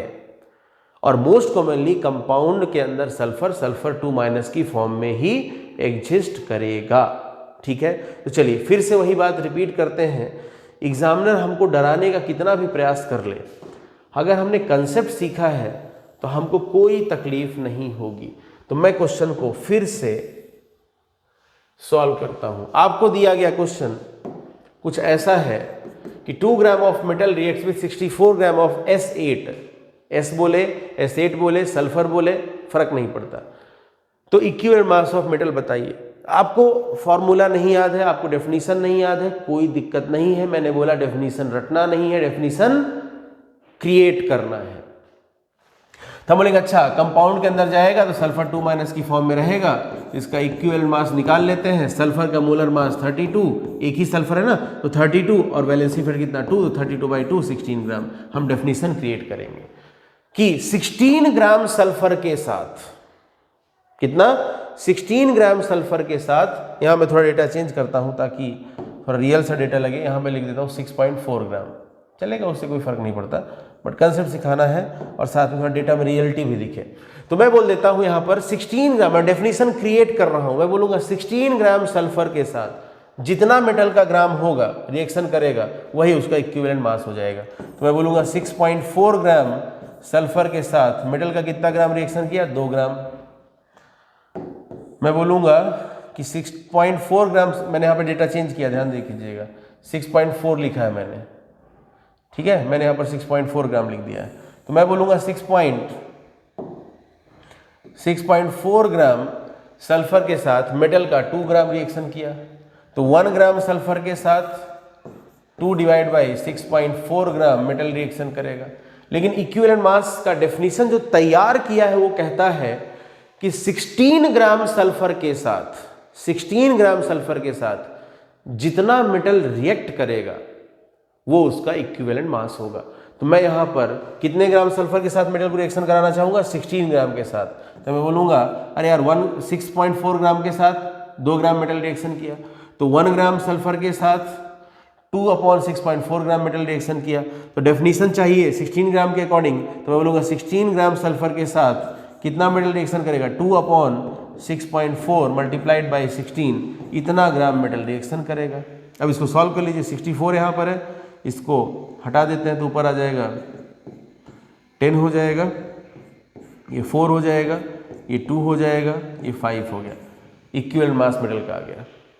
कितना इजी क्वेश्चन था, देखिए काम की बात क्या थी, कुछ भी बोले हम प्रिपेयर रहेंगे। इस तरीके से हम और डेफिनेशन क्या क्रिएट कर सकते हैं, जरा ध्यान से देखिएगा। ये मेटल के लिए हो गया। मान लीजिए मुझे नॉन मेटल का इक्विवेलेंट मास निकालना हो, नॉन मेटल का इक्विवेलेंट मास निकालना हो तो मैं क्या डेफिनेशन क्रिएट करूंगा। मेरे पास एक नॉन मेटल है, इस नॉन मेटल का रिएक्शन किसी मेटल के साथ कराया, जैसे कि सोडियम, जैसे कि कैल्शियम, जैसे कि एल्यूमिनियम, जैसे कि सिल्वर। भाई नॉन मेटल का रिएक्शन मेटल के साथ कराओ, भाई सीधी बात है, मेटल का रिएक्शन नॉन मेटल से कराएंगे और नॉन मेटल का मेटल से कराएंगे। तो नॉन मेटल का रिएक्शन, इसका इक्विवेलेंट मास मुझे पता करना है, तो मैंने इसका रिएक्शन मेटल के साथ कराया, सोडियम के साथ करा दिया। देखो जितना भी रिएक्शन मैं एक साथ लिख रहा हूँ सब एक साथ नहीं हुआ, इनमें से कोई एक ही होगा जो कराया जाएगा एक्चुअल में। मान लीजिए सोडियम के साथ कराया, कैल्शियम के साथ रिएक्शन कराया, सिल्वर के साथ करा लिया, एल्यूमिनियम के साथ करा लिया, और फिर पता करना है कि इस नॉन मेटल का इक्विवेलेंट मास। तो मैंने क्या बताया, डेफिनेशन क्रिएट करिए। सोडियम जब जाएगा तो कैसे रहेगा, सोडियम प्लस की फॉर्म में, कैल्शियम जाएगा तो कैल्शियम 2+ की फॉर्म में, सिल्वर जाएगा तो Ag+ की फॉर्म में, और एल्यूमिनियम जाएगा तो Al3+ की फॉर्म में। इक्विवेलेंट मास निकालो, इन सबके इक्विवेलेंट मास के वैल्यूज निकालते हैं।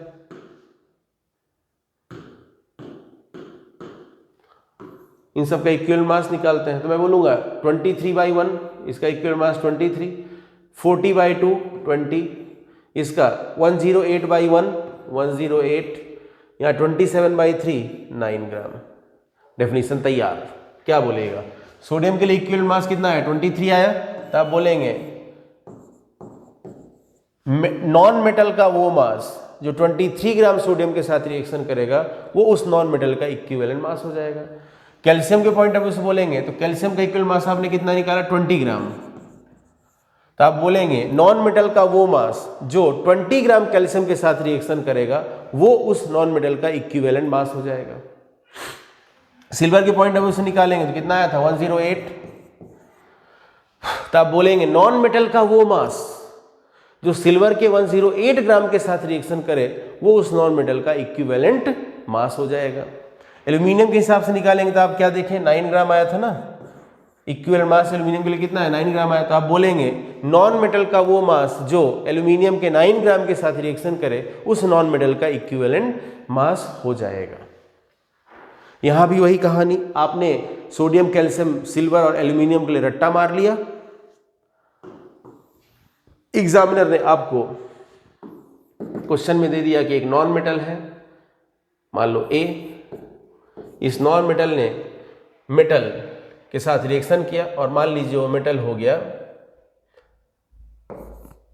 आयरन, Fe के साथ रिएक्शन किया। Fe का इसने बोल दिया कि मान लो 30 ग्राम लिया और इस नॉन मेटल का मान लो 15 ग्राम लिया और पूछा कि इस ए का इक्विवेलेंट मास बताइए। लेकिन यहां एग्जामिनर को बताना पड़ेगा कि जो कंपाउंड बनेगा उसमें Fe कैसे एग्जिस्ट करेगा, मतलब फेरस में या फेरिक में। मान लीजिए एग्जामिनर ने बोल दिया कि प्रोडक्ट में बना यहां पर फेरस सॉल्ट ऑफ ए। क्या बोला यहां पर कि 15 gram of non metal A reacts with 30 gram of iron to form ferrous salt of A, calculate equivalent mass of A. अब आपने Fe का तो डेफिनेशन रट्टा मारा ही नहीं है, रटना भी नहीं है। आप क्या सोचेंगे, अच्छा फेरस में गया ना, तो फेरस मतलब क्या Fe2+, तो आप बोलेंगे 0 से +2 गया, 0 से +2 गया, 2 का चेंज, Fe यहां पर 0 है, 0 ऑक्सीडेशन नंबर से +2 में गया, 2 का चेंज, और एक ही Fe है तो इसका वैलेंसी फेरर हो गया, 0 से 2 में गया, 2 का चेंज है और एक ही Fe है तो वैलेंसी फेरर हो गया इसका 2। तो आपने यहां पर इसका इक्विवेलेंट मास निकाल लिया। आप क्या बोलेंगे इक्विवेलेंट मास इसका 56/2, 28 ग्राम। आपने बोला कि इसका इक्विवेलेंट मास Fe का यहां पर आ गया 28 ग्राम हो गया, क्योंकि फेरस में जा रहा है। फेरिक में जाता है यहीं पर तो आप बोलते कि Fe 0 से +3 गया, 3 का चेंज है और एक ही Fe है तो इक्विवेलेंट मास हो जाता, 3 का चेंज आया ना, तो आप लिख देते 56/3। अगर फेरिक में जाता तो। अब आप डेफिनेशन क्रिएट कर लेंगे। आप डेफिनेशन क्या क्रिएट करेंगे, आप बोलेंगे कि इस नॉन मेटल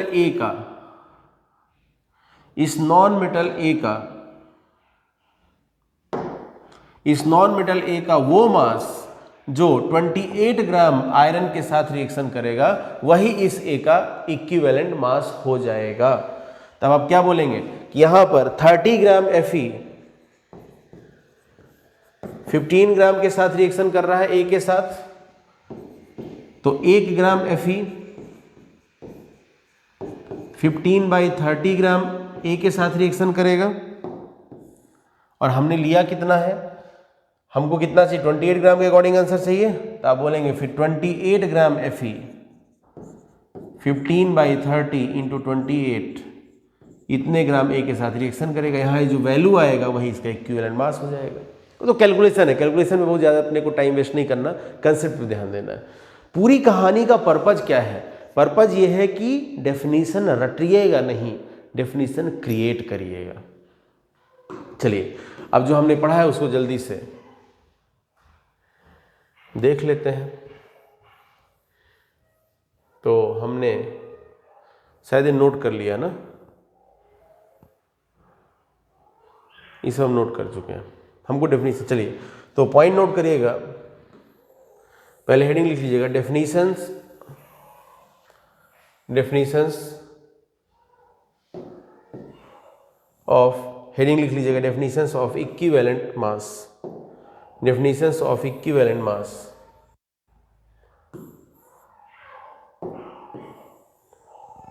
ठीक है, डेफिनेशंस ऑफ इक्विवेलेंट मास। चलिए फर्स्ट लिखिएगा इसमें, mass of metal which reacts with 8 gram oxygen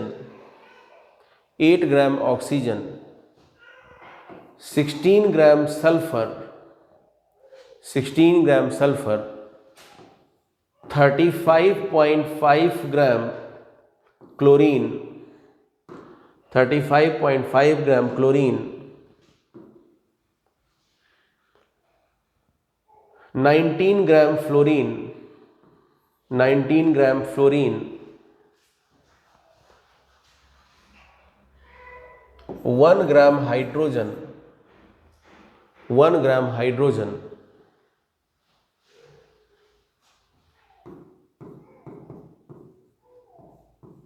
14/3 gram nitrogen. अब एक साथ सब रिएक्शन नहीं कराना, मैं डेफिनेशन सारे एक साथ लिखा रहा हूं। ऐसा नहीं होगा कि एक साथ सब रिएक्शन करेंगे, एक्चुअल में ये अलग अलग डेफिनेशन है, अलग अलग कौन लिखे, तो एक साथ लिख दिए।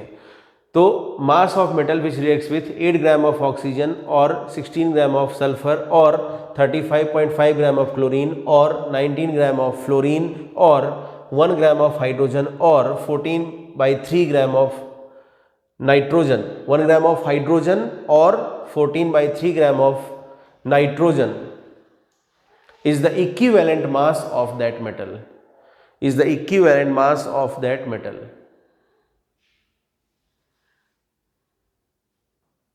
ठीक है। अब जब ये डेफिनेशन बताया जा रहा है तो एज्यूम किया जा रहा है कि भाई ऑक्सीजन ऑक्साइड में ही जा रहा होगा, लेकिन अगर परऑक्साइड बोल देगा तो डेफिनेशन बदल जाएगा। भाई परऑक्साइड के केस में क्या होगा, O2 2 माइनस रहेगा ना, तो 32/2 16 ग्राम आ जाएगा। तब आप डेफिनेशन क्या बोलेंगे कि mass of metal which reacts with 16 gram of oxygen to form peroxide is the equivalent mass of that metal। जब हम यहाँ 8 ग्राम बोल रहे हैं, बार बार इसको मैं रिपीट क्यों कर रहा हूँ, क्योंकि कई बार क्या होता है बच्चे रट्टा मारने पे ज़्यादा बिलीव करते हैं कि ऑक्सीजन बोलेगा 8 ग्राम ही रखना है, पहले एग्जामिनर ने पेरोक्साइड बोल दिया, तो डेफिनेशन क्रिएट करना आना चाहिए। चलिए अगला लिखते हैं। ये मैं आगे क्वेश्चन के थ्रू इसको क्लियर भी कर दूंगा एक दो बार, लेकिन फिर भी आपको पता होना चाहिए। अगला लिखते हैं सेकंड, रटना नहीं है डेफिनेशन को, लिखेगा mass of metal which reacts with, mass of metal which reacts with, sodium के लिए कितना लिखना चाहिए 23 ग्राम, तो 23 ग्राम ऑफ सोडियम और 20 ग्राम कैल्शियम और 108 ग्राम सिल्वर और 9 gram aluminium. Mass of non metal which reacts with 23 gram sodium और 20 ग्राम ऑफ कैल्शियम और 108 ग्राम सिल्वर और 9 gram aluminium is the equivalent mass of that, is the equivalent mass of that non metal। ठीक है, तो यहां तक ठीक है। अब हम लोग इसके आगे अगले लेक्चर में नेक्स्ट डेफिनेशन पढ़ेंगे। ध्यान रखिएगा, जो आज पढ़ाया गया उसको अच्छे से रिवाइज करके रखिएगा, क्योंकि अगले लेक्चर में हम लोग एक नया डेफिनेशन क्रिएट करेंगे और फिर हम लोग न्यूमेरिकल्स भी सॉल्व करेंगे। आज का लेक्चर समझ लीजिए पूरे मोल कंसेप्ट का सबसे इंपॉर्टेंट लेक्चर है, इसको बहुत अच्छे से क्लियर करके चलना है। ठीक है, चलिए thank you, all the best.